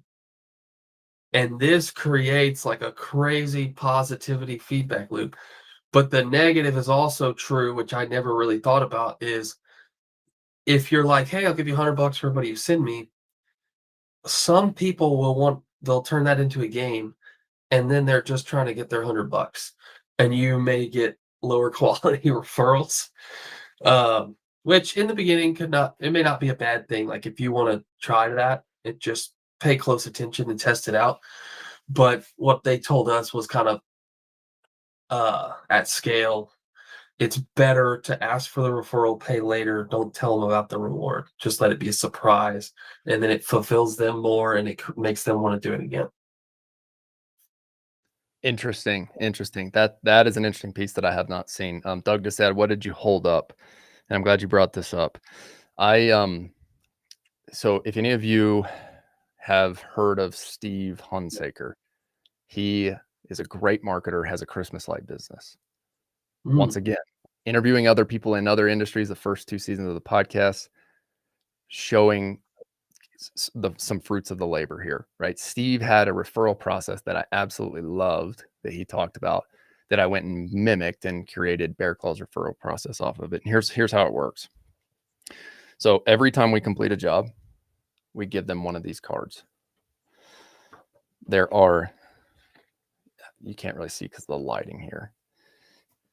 What this says on the back is it says, redeem this voucher for $200 off your next fire mitigation project. And then it has a section right here that says from. That from is left blank. And that is so that we can write, Jacob, if you're my customer, I put Jacob's name right there and his last uh-huh. name. And we say, if you refer us to one other person who books a job, they're going to get $200 off their service. Plus, we're going to buy you a $200 gift card. There's a local steakhouse here that everybody likes going to. We're going to buy you and your wife or you and your husband a dinner to that local steakhouse worth $200. Why 200? Why 200? Right? Like, oh my gosh, you're paying the customer and you're giving $200 discount.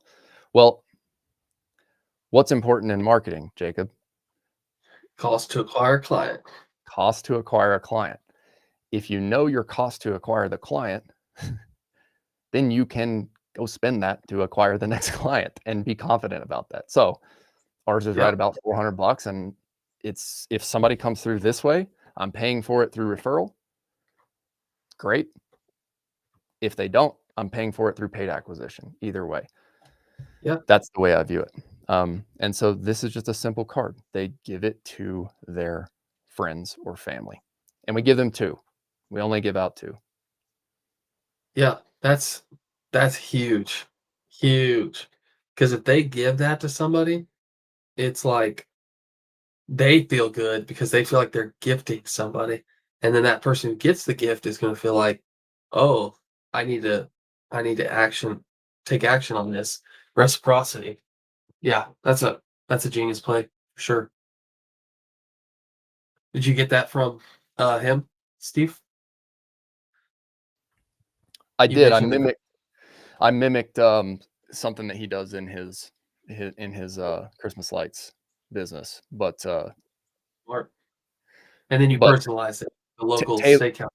yeah, yeah, Yeah, exactly, like, tailored it to our business and made it work, right? Like, his numbers, his strategy is a little bit different, but, like, if you just copy other people's stuff, it's not gonna be as effective as if you really make it your own and really make it valuable for your customer. Like, what would my customer be incentivized with to go do this? yeah. Well, Oh yeah, you have to. And then knowing your CAC, like you said, and that you can really game that too. Like, like my CAC's like $3,000. So if I were to yeah, say, "Hey, I'll give a new customer $1,000 off, and I'll send you $1,000 for referring somebody," so then my CAC's 2,000. So I'm getting a new customer for $1,000 less than I normally would. That's a win-win for they're getting 1,000, I'm getting 1,000, and the referrer's getting 1,000. Like it's a win-win. it's a win-win and a win too, Yeah. because you know that you're gonna deliver five-star service. I know that we're gonna deliver five-star service. If we get in front of that customer who was already going to pay somebody to do this services, one of my friends, he was a roommate and uh, teammate in college, and he was a Mormon. He's the biggest hustler. Like I'm about to just start hiring all Mormons as sales reps because they're just so great at sales and hustling. But um, he always said, if they're gonna pay somebody, that money's better in our business. And it's so Yeah. true. It's like, yeah, if you're just trying to hustle and scam people, like that would be wrong. But if you're truly committing to delivering five-star service, then it is a win-win-win because that customer would already be paying somebody in the market for it. If that Yep. customer gets a great service and your client gets paid for referring and you make money from it or your business makes money from it and the customer gets a great service, win-win-win. Yep. Big time. Big time. Awesome. What else? Anything else? Any other Oh man, questions here? Any thing you want to hit on? let me just double check all my notes, but I think those were the big things for me. I'm having fun with this. This is a great way to spend Saturday morning. Yeah. I'm gonna go while you're going through that for the listeners here. Jacob and I, as a loosely held schedule, at least on both of our calendars, we have put in 7 a.m. Mountain Time and 8 a.m. Central Time every other Friday to talk all things Facebook ads, sales, funnels, basically acquisition for land clearing and fire mitigation. So, what is today, the 15th? The reason we're recording on a Saturday is Jacob's flying back from his event out at acquisition.com. So, our next one would be when's Thanksgiving? Is that the 27th? That's a good question. I don't remember. Oh, Somebody knows. I'm 20, terrible. 27th and Black Friday's 28th. Oh, 28th.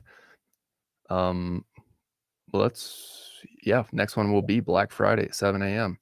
Both of us are marketers, so there's a very great chance that we have some sort of Black Friday offer. Always. We haven't even talked about this. Black Friday is actually isn't there some data behind that that's like the highest purchasing day It in is. Yeah, and, for y'all's business, gift cards would be huge mm, because gift cards like, obviously and basically for you, a gift card would just be a discount, like, unless you got some really high level people that are giving out $5,000 gift cards, which I did just sit next to a guy doing that at acquisition, kinda different, but he owns a liquor store that does $14 million a year, one location, and no he way. yeah, and he has this high level customer base that spends an average of $25,000 a year. And what they are, they're investors and collectors in high end bourbon. And they give $20,000 gift cards to people. But, anyways, that's kind of a whole thing. But with gift cards, it's like a crazy number, like 30% of them are ever utilized. So gift cards are basically just like free cash, but it's also like a free referral. Because if somebody buys a gift card and gives it to somebody, that's like a referral, like your postcard, but they're paying for it, so you're getting that cash, and a huge percentage of people will never use it. And so it's just that's where Black Friday is really good for the gift card play because it's they buy it for a Christmas gift, and inherently you'll just have people not use it. Holy smokes. Um, so what you're saying though is that, for example,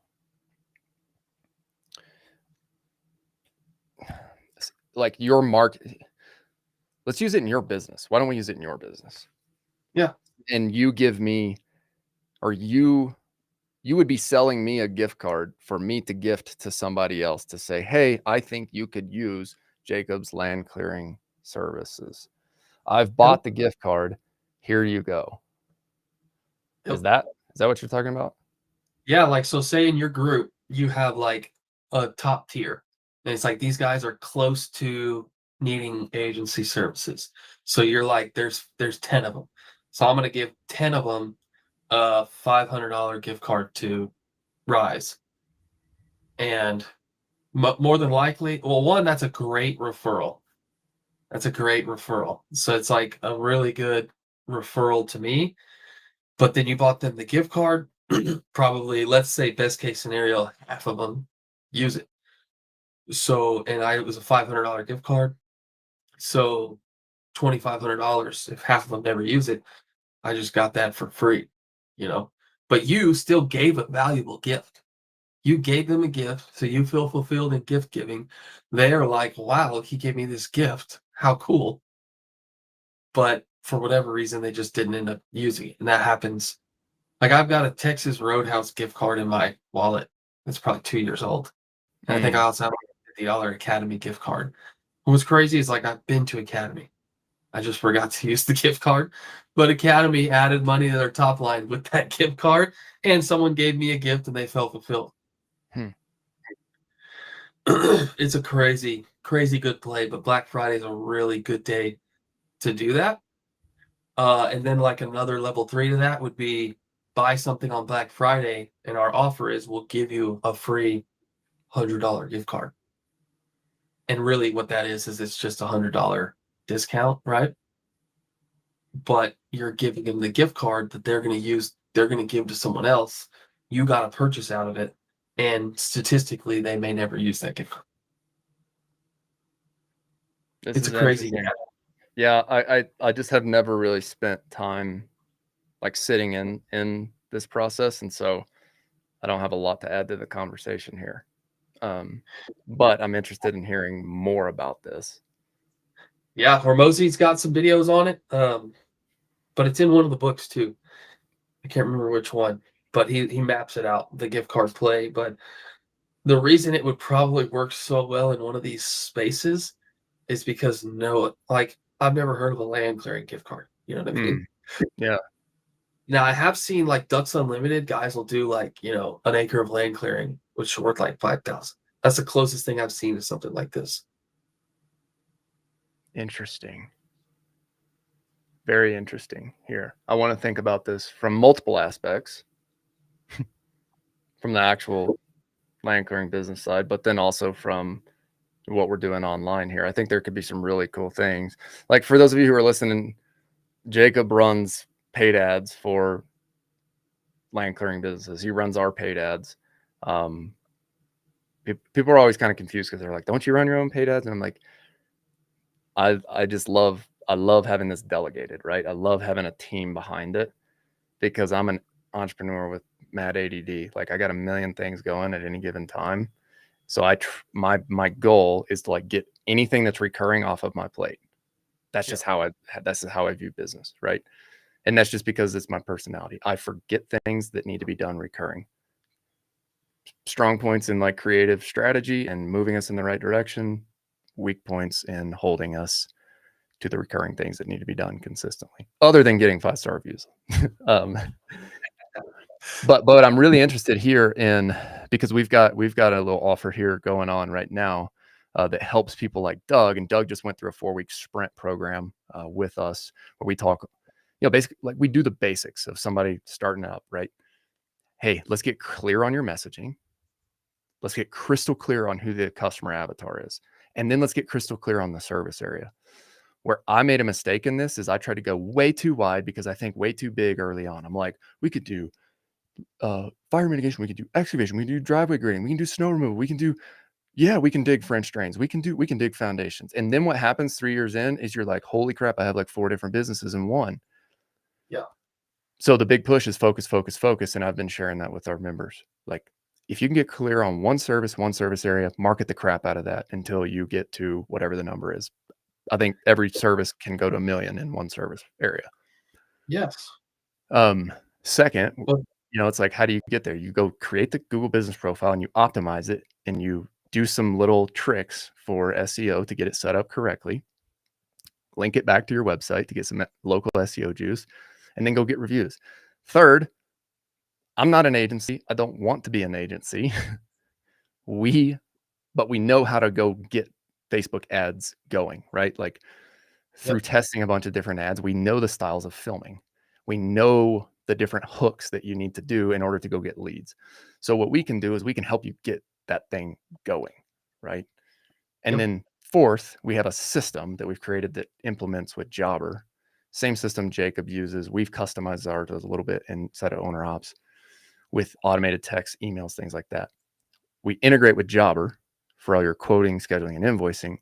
And then it's basically like, here's a startup blue collar service business in a box sort of thing. Yeah. Everything that you needed to do to go like market and get your first jobs. And really you could do that playbook and get to your first million. Where Jacob and I's offer is different is Jacob has a full media team on the back end and a full Facebook ads team, full Google ads team. And this is why I pay him to do it, because they're the experts in everything to consistently manage these things. So Jacob has an offer where he will manage your campaigns on a recurring basis for you. And so I think that could be interesting, thinking about a Black Friday offer or gift card. It's like where my head goes is I'm like, okay, let's do a challenge inside the group. Whoever wins that challenge is going to get some sort of gift card, because like we've taught them how to go launch. But if the next step in the ascension model is to go run paid ads, then what if I provide a gift card for one winner to go get your services? That's where my head goes. Yeah. Yeah, that's pretty genius. I like that. Well, I wanted to just quickly hit on something you said that was so good, because I think a lot of us, like probably the bulk majority of us entrepreneurs, we do that. We kind of think more broad in the beginning. And I think one of the reasons is you see bigger, hyper successful people or companies that are like that. And like they talk about, like Warren Buffett is always one that's used because he's, mega rich. And it's like you can't follow what Warren Buffett does because he's already a billionaire. He does things different at that level. And so same thing with, like, there's big land clearing companies that can do all of the services, have all of the machines, but it doesn't work well to just go out and buy 7 different machines and start your business. You have to grow to that point where it makes sense, one channel, one avatar, one offer to 7 figures. I will say that all day, every day. Um, and you just you can diversify, but it only makes sense later, not early. But a lot of guys try to do that, and they get ADD, they get bored, or they get a shiny object syndrome, and it's like, "Oh, okay, yeah, I'll go get an excavator, and I'll add this in, and then I'll make, because I saw this guy get a pond job and or retention pond cleaning up job, and it's like, yeah, Yeah. I need to." And then it's like, oh, I'm gonna start doing some driveways because that's good money. And then you're just like you said, 3 different businesses.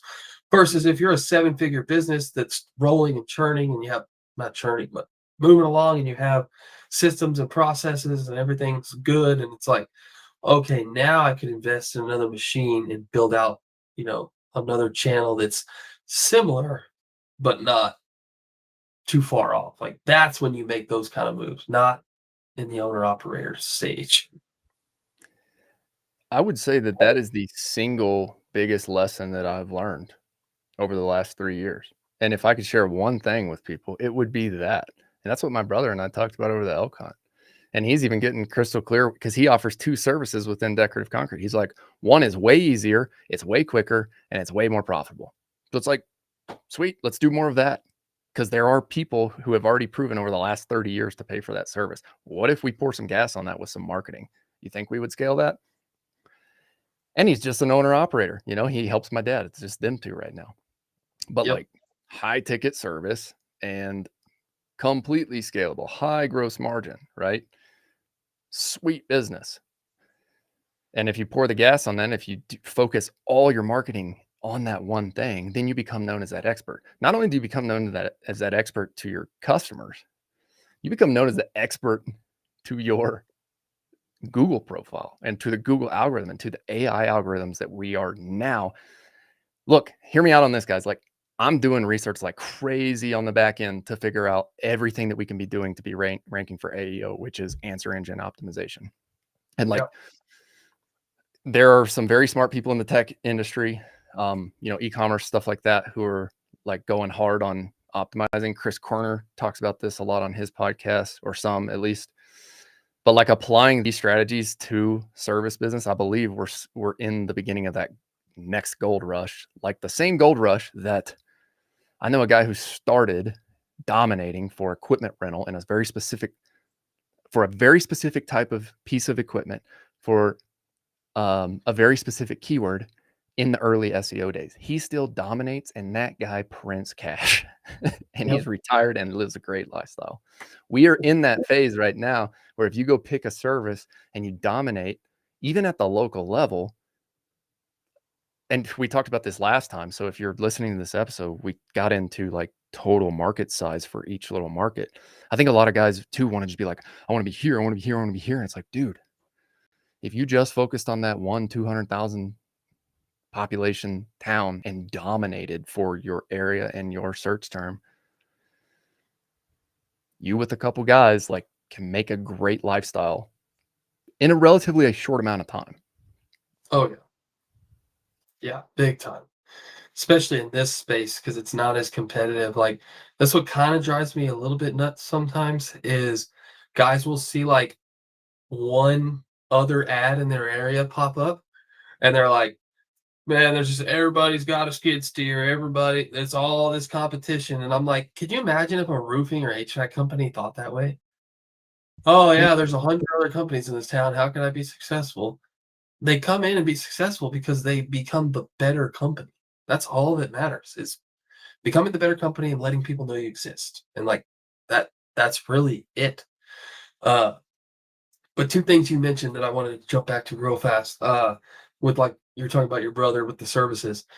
I just heard another company that they kind of tore apart that was in the same thing. And it's like that's where you have to know your numbers from beginning to end because some people like one service because it keeps them busy, but they make no money from it. And it's like you need to find the service. So this company had it was med spas, so it was kind of different, but they had med spas and they had GLP-1, which was like weight loss or something. And that they closed like 90% and they made $1,500 and it was like 70% profit. And then they had the med spa services, which kept them busy, but they had like 9% net margins on it. And they were like, do this instead. It's like kind of obvious, but you had to see the numbers to know that it was obvious. Um, and so, that's why I always ask guys like, what's your favorite service? What's your most profitable service? And if you're offering multiple, that's kind of how, I like to figure it out. Um, but find the one and go in on it, like you said. But then you mentioned the search terms, and you mentioned something earlier about bear claw being searched. And we're in this phase now because so many people focus on like, I typed in land clearing near me, which obviously you want to be ranking to some degree for those keywords.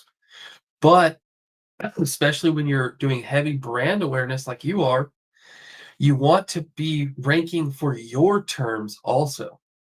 And people find us on Google, gross majority, by typing in land clearing growth on Google and AI, which we get found on AI pretty often.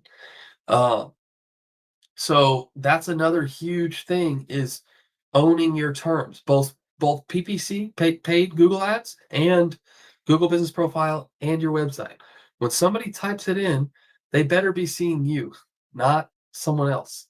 So like I own, like if somebody types in Rise Land Clearing Growth or Land Clearing Growth, which they do pretty much every day, we show up in all, like my Facebook shows up, our website shows up, pretty sure one of the landing pages shows up, YouTube videos show up. It's like, it's there. And that's how people find us because they get brand aware somewhere, but then they're like, oh, I'm going to go Google this and see if it's legit. And I guarantee you, and you just confirmed that people are doing that with your business. So they're seeing your ads or they're hearing about you somewhere and then they Google you. Well, if they Google Bear Claw Land Services and you don't come up or you come up way down or something, you're missing that. And guess what? They're interested in the service and some guys have a less unique name as you. So, if somebody's like Johnson Land Management and they type in Johnson Land Management, and because they typed in land management, and they're now seeing 50 other companies because you didn't own that term, then they're probably just going to click on one. And it happens all the time. Like I have a real generic name for my old business that I sold, New Braunfels Pressure Washing, and we will get calls from all other companies all the time because our name's New Braunfels Pressure Washing. If they're typing in pressure washing in New Braunfels, but they wanted to find, a previous company they'd used or something, they'll end up calling us. They're like, "Is this Kyle?" And I'm like, "No, but how can I help you?"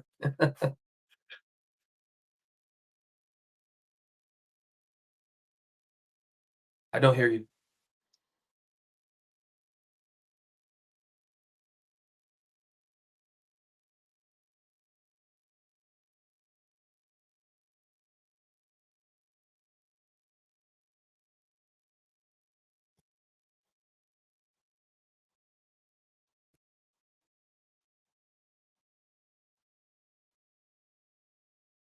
Test, test.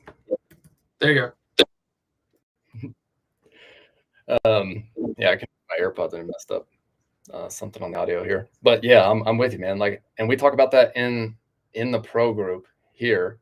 So look, we have a free school group for owner ops, and like you can go there. And really, what I'm tailoring that to is I've seen like there are so many things that you need as a startup, but like the one basic thing that I wish I could tell more people to do first before you go start getting leads. You think you need leads right now. If you're starting up, you think you need leads. But here's what's going to happen if you go focus on getting leads before you take the one Saturday morning to set up a system, is that you're going to go get leads and then you're going to have no way to track it and you're going to miss out on those leads and you're basically going to be pulling money out of your bank account and flushing it down the toilet. Because if it costs you $450 to acquire a new customer, right? Like you've got to spend up to that to go get to there, right? My point with this is if you don't have a follow-up system or a system in place to track all that stuff, you're gonna have to do it anyway. So where I'm at right now, thinking through just logically, what I wish I would have taught people in the beginning of this 4-week sprint that we just went through with uh, 15 guys or so. I wish I would have just said, hey guys, this is not going to make a ton of sense right now, but please just set up Jobber. Like, please set up the basic form of sending estimates, creating a job schedule, and sending an invoice. By the end of this 4-week program, we're going to connect your marketing and sales system that's going to help you do automated follow-ups, which is the same system that Jacob and I both use the same system here, right? We're going to connect that in week 4, but you need to set up Jobber first, because in week 1, we're going to get clear on your ideal customer. Week 2, we're going to help you set up your Google business profile. Week 3, we're going to show you how to launch a profitable Facebook ad. You can go launch your campaign yourself. And then week 4, we're going to set up the system to tie it all together. And so the free group now, if you're starting out, go jump in that free group. You get access to community if you're in a blue collar business. All right. It's going to show you exactly how to set up Jobber. All right. I have step-by-step videos for how to exactly set that up. And I'm doing that because by the time we got there in the sprint, it was like, wait, I wish I would have had this already taken care of. So that's the free value that you can give away in our school group. Next, we have a paid offer where if you want to come learn all those things, you can purchase that for a one-time upsell. All right. We do have a done for you offer as a third paid offer there, where my team can help you connect everything, the system, actually implement Google Business Profile, Facebook ads, and the system. And then where I think this goes in the future, like I've told Jacob before, I don't want to manage an agency. I don't want to start an agency, but Jacob already runs, if you're in the land clearing business, Facebook ads. We can teach you as part of the Owner Ops Pro group how to get this set up. If you want somebody to manage it for you, then we're going to point you right to Jacob if you're in land clearing. Okay. So that's more about the offer. We'll have some more stuff here for Black Friday. I know I'll be working on that on my end. For you specifically, Jacob, is there anything that you want to tell people about the services that you offer?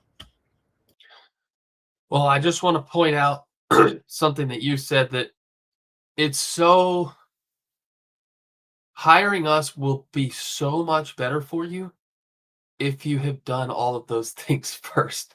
Like, if you've already have ads going to some degree, you have a system, you know how to work leads, and everybody says, "Oh, I can close, I can sell." Well, selling organic referrals and selling Facebook leads are completely, it's a different process to get to the point of sale. Um, so if you have that experience already and you have some brand awareness and uh you have some ad optimization, we can come in and pour the fuel on the fire. Uh, so that is like the perfect way to come into agency services, and then you have a better understanding of how things work, which means you're going to be able to understand more of what we're doing. You're going to be able to give feedback faster, which means we're going to be able to optimize faster. Like, it's really a win-win if you set up a lot of this stuff on the front end before coming to an agency. And it's going to be faster. Like, what if you already have a Google business profile, some kind of website or landing page, a Facebook page that already has people following it, and you tried ads and you've ran some ads, that's going to make it insanely more valuable to hire us than hiring us from the start. And then you'll have a better understanding of everything, and so it's kind of a win-win there. Uh, but if we wanted to have a standing offer, I mean, technically, I already do. So basically, I just do 10%, 10%. So if you come in because of the Owner Ops podcast, then I'll give you 10% off, and then I'll give Austin 10%. So it's kind of a win-win. Everybody wins. So look, like I'll never hide anything. I'm an entrepreneur, and I absolutely see the game of entrepreneurship as making money. It's a fun game, right? I also absolutely love helping as many people as we can, because I see this opportunity that is right in front of us for guys like myself.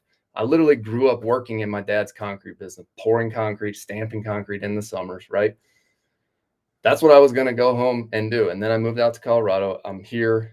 I decided to start my own, and I became a student of the game of marketing, sales, acquisition. And by no means am I an expert yet. But have I figured out how to do it at the 0 to 1 level? Yes. And can it help other people? Yes. And will it work for you if you follow the process? Yes. The other thing that we've realized is that, for someone like Jacob, it is an investment. Like, it's a significant, I shouldn't say significant, but it is like when you look at your P&L, you're like, okay, I paid that for the ad agency and this for ads. But then you look at that in relation to your revenue, and someone like Sam Alsop, who runs a $30 million roofing business, says I should be anywhere from 8 to 10% of my total revenue for marketing budget. So if you guys do the math, right?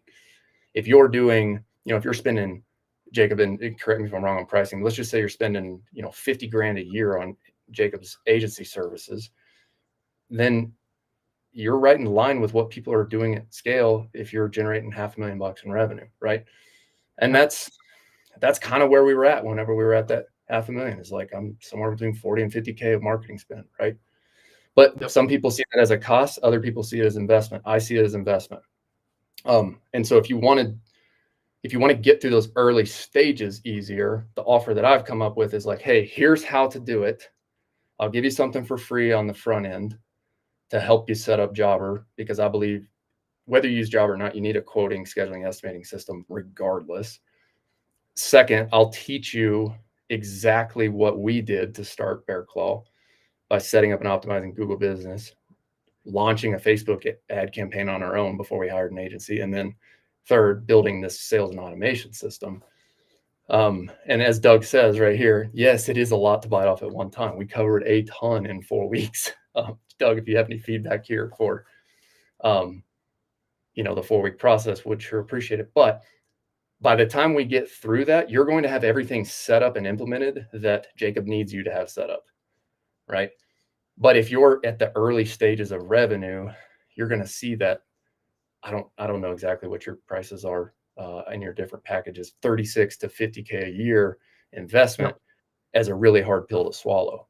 So if you can run in those early stages, 0 to 500K, right? And then if we can help you get to that 500K or whatever the number is, maybe $1 million that you have defined as your ideal customer, if we can help you get there, then it's a win-win for everybody involved. Exactly. Yeah, and that, because we do have sometimes people like start out new with us. The only way I really will let it happen is if they have previous business experience, maybe not land clearing. And I'm still hesitant, but I just have like a long lecture with them before if they have the capital. But what they're doing is they're just trading time for money. So they have money and they want to accelerate their timeline, but it's still going to be a slower launch process if they have nothing out there online versus if you, as an owner operator, you don't have a bunch of capital sitting in the bank, but you have time and hustle, and obviously you're going to need some amount of money, and you do like this program with owner ops where it shortcuts some of it for you, so you can already like do some things that we know win, but do it a lot of it yourself time wise, then you're saving money. Versus some of these people come in and just pay us out the gate to get everything set up for them, and it pays off, but they're just trading money for time. And so they may spend 20% of their revenue for the first couple months until they just jump up to that level. Yeah. Owen's a good example of that. He basically hired us. We poured the fuel on the fire out the gate. And so then he jumped up and had, a 40K month. But that first month before he was actually getting paid from jobs, he kind of had to have a significant investment versus time. And Owen's one of those dudes who came in, I think he was in the program for maybe a month or two before he's like, can you get me in contact with Jacob? It's like, yeah, here you go. And so then you just took it, poured gas on it, off and running. His system's already set up. His automations are ripping. So he's automatically texting, emailing customers and all that. So like, that's the value you get if you come in, jump in owner ops first, if you're at that lower level. Now, I'm curious, or I should say at the earlier revenue stage level. Yeah. I'm curious to hear, Jacob, like after coming back from acquisition.com, We talk a lot about, even as service business owners, blue collar business owners, defining the ideal client. Who do you want to serve? Who's that person that pays you pays you well, doesn't question payment, and then also doesn't give you a ton of headache. So how have you defined that ideal client for your business, Jacob? Is it a revenue level, machine number? What is it? Yeah, revenue level would be really amazing if that was the only thing I could base it off of, but there's just a little too much variance there. But one of the big things for me is mindset. Like, do they want to grow? Because like I have some legacy clients that really have been the same for 3 years, right? Um, and it's like that's not the people I'm chasing anymore. The people who just want like they cherry pick their leads, they don't talk to half the leads, and they stay busy, but they're not like adding machines and growing the business. Versus I've got a guy in Tennessee who did $450,000 in 2023 when he started with us, and this year is finishing at $400,000 a month. So in 2 years, he 10x'd. And so for me, like revenue level is important. You need to know how to do jobs, get reviews, uh, sell, have a system in place. But revenue wise, really kind of like 25K a month is sort of what I'm looking at in terms of like lead scoring. Like when somebody comes in, if they're at least 25K a month, I'm like, okay. Because then 5 to 10% of their revenue going towards marketing makes sense if we can take them to 50K plus a month, which we do pretty predictably. Like the average in our business is like 40 to 50K a month. And then the top 20% of guys are, 7 figures and over. But I've predictably taken guys from that like multiple six, like just grossing 6 figures to well over 500K. So I know that's so possible because I was for a while saying like 50K a month. That's who we want to work with. But there's some really good companies in that 25K mark that just don't know how to break through. But the thing that I have to be hesitant on is if I start sending you 50 leads a month, can you handle that? Because if you can't, you're going to come to me in 2 months and say, I'm spending you all this money with you and my business isn't growing. But it's not my fault. It's because they're not working the leads because they don't have the time. So you have to be willing to hire and become the full-time salesman or hire the salesman to really, and I'd say that's the biggest differentiator in our clients that are kind of more plateaued versus growing is that sales piece. Yeah, definitely. And then the next piece is, once you hire the salesperson and you've hired all the crew members and the field crew leaders, then it's like you're going to send more leads that way. And then you have to be willing to hire the next one, which is like where we're sitting at right now. You know what I mean? Like after we poured gas on it with you guys, now I got to go hire another salesperson. So like there is that lag time and there's always the next stepping stone as an entrepreneur. And so what I'm hearing from Jacob is his ideal client is like, are you somebody who's willing to grow? Or are you going to just be somebody who's okay running the one machine doing 25K a month? Totally fine. Absolutely nothing wrong with that, especially owner operated, right? If that's you, Ty Mumford is a great example of this in stump grinding. The dude just loves grinding stumps and he loves making profitable cash. So he's just optimizing for not hiring employees. Yep. It's totally up to you and preference. Yep. As much as I want to say, hey, I'm going to sit back and cash flow this thing, I just can't. It's not in my nature. Like I love challenges, right? Like right now, we got the business to where I wanted to be in 3 years. Like we crushed that goal. But now it's like the goalpost just keeps moving. And once you understand that, if you are that type of person, that's just who you are and that's how you're wired. It's okay. You just got to like figure out how to keep going. And that's what Jacob is saying. Like that's ideal client if you want to go from 40K to 400K like the dude in Tennessee. Right. Well, and long-term goals, long-term rewards, right? Like I have experienced the hardship of this, you cannot sell a business where you do it all, or even you do it all and a couple helpers or a couple employees. It's not going to sell. So you're just going to have a, hopefully, if you do it right, a pretty good job for however long until you stop doing that job. But to sell something, it has to be systematized. It has to be able, if somebody came in and wanted to inject $1 million to grow it, it has to be able to grow. Like there has to be a clear path of that. Um, and so if you want to retire, you're going to have a sellable business. Um, and it's worth building a sellable business whether you want to sell it or not, because you can pass it on to your kids, but also a sellable business is scalable and profitable. Well, that's just a good business. So, you know, plus you're going to have, freedom of your time. And we went through this with one of our clients this year. He really only grew net like 10% from his previous year when he was marketing himself. But this year, he hired 5 employees. He added multiple machines to his fleet, and he had more freedom than he's ever had in his business because he's not doing the marketing every day. He's not running the machines every day. He has more and newer equipment, so he's doing less maintenance every day. So his life quality of life is better, and the business still grew. Not exponentially, not like crazy testimonial growth, but the business grew, his quality of life grew, and he has more freedom. And he has a better business now. So that's like some of the stuff we don't always talk about in the ads. It's always like revenue growth and stuff. But those are kind of the perks of building the business that way at that next level. Totally, totally.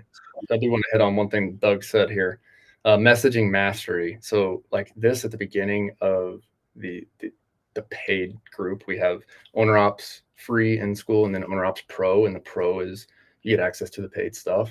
There's 4 different training modules, and messaging mastery is the first one.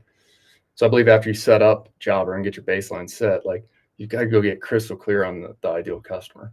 And look, for some of you out there, I still believe that, you may be at over $1 million in revenue like we were. And I needed to create this to tell myself this, where it's like, yeah, I've got multiple different service lines, but like, who's my ideal customer and what's the most profitable job? And then where do they live? So let's go focus on that and refocus, put all of the energy and effort from the team that we've hired into that one thing. And then let's pour as much gas on that fire until the fire stops burning. Yep. Till something breaks, for sure. And that's when you have that data, like, cost to acquire customer, lifetime gross profit, average order value. It's like, okay, what's stopping, like, say you're spending $1,000 a month. What's stopping you from spending $10,000 a month? If you know it costs you $1,000 to get a client, right? Or yours is 400.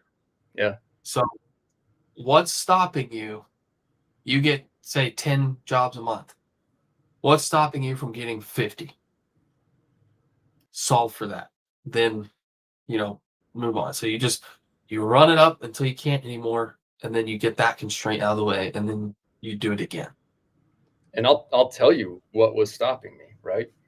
It's like between that 1 and 1.5 mark, we've got like our salesperson is maxed out. Like his time, like he just has no more time. It's not effort, it's not work ethic, it's not close rate. It's the fact that we've maxed his time out. And so now what we have to go solve for, it becomes an operational lever that we have to pull. So how do we go recruit and find the next great salesperson so that we can then spend more money, double ad spend to essentially double lead volume, and then go hire crew and hire salesperson and then build equipment. It's like rinse and repeat on that. And then at a certain point, and I don't know when this is going to be, there's going to be where it's like we build to like 3, 4, 5, I don't know how many crews, but there's going to become a point where it's like, okay, who's managing and actually holding the the managers of the crews and the salespeople accountable. So then we have to hire management. And I'm sure that if some of you are listening and you've built the business from, you know, if you've gone to 10 or if you've gone to 100 million, like, you're going to have that insight. The thing I love about the X network is that there are people on there just lurking who have built to 100 or multiple hundreds of millions, who just kind of understand which levers to pull. And I think like the whole goal of this podcast was like, there are tons of people out there who host podcasts of people who have exited 30, 40, 50 million businesses. But there was no podcast for like the guy like Doug, who's starting out. Like, I want to focus on driveway grading. How do I do this? And so that was the focus year 1, year 2. My hope is that everything that we talk about here can help you not only go get your first customer, right? You can see Doug's goal here: get first paying customer, execute 5-star service, and get 5-star review. If you rinse and repeat that, pour a little gas on that with some Facebook ads, you're gonna go get customer. The question no longer becomes, how do I get leads? Because Jacob and I can help you solve that. Like, it's proven. It happens in every market. You can get the leads. It comes down to whether you can sell and then execute on operations to actually go take it to the next level incrementally. For sure. And I'm on the process too, right? Like, Jacob's dealing with me internally on the back end, where I'm like, dude, I'm capped. Like our lead volume is just, I'm literally, you know, spending so much time on the phone with leads now that I have to go build a better operational process to filter those leads, either 1 in my marketing or 2 in my qualification process, so that we're not wasting our salesperson's time driving around everywhere on site visits when he should be focused on closing. Right. Yeah. For sure. Love it. Getting into all of it here. Yeah, I think I should probably go out getting lots of texts. Yeah. Time for breakfast with the kids, huh? Yes. Happy Saturday, everybody. Thanks for tuning in. Hope this is helpful. If you want to jump in that free school group, get Jobber set up for free for any of you, those of you who are listening, school.com/ownerops, OWNROPS. Okay. If you want the paid version, you can go to school.com/GAS, GAS, stands for Growth Accelerator System. And then if you just want to jump straight into having your ads managed by Jacob, where can they go? Faux show. Where can they go, Jacob, if they want to jump straight to yours? I got hypoxic there for a second. Yeah, landclearinggrowth.com. I made it a little easier. Just landclearinggrowth.com. Perfect. All right, listeners, thanks again for listening to another episode, Owner Ops Podcast. Once again, Jacob with Rise Online Advertising, aka Land Clearing Growth. We will be recording these every other week, every other Friday, 7 a.m. Mountain Time, 8 a.m. Central Time, talking all things customer acquisition related to high-ticket blue-collar service businesses, more specifically land clearing and fire mitigation. Thanks again for tuning in. We will see y'all next week. Don't forget, work hard, do your best, never settle for less.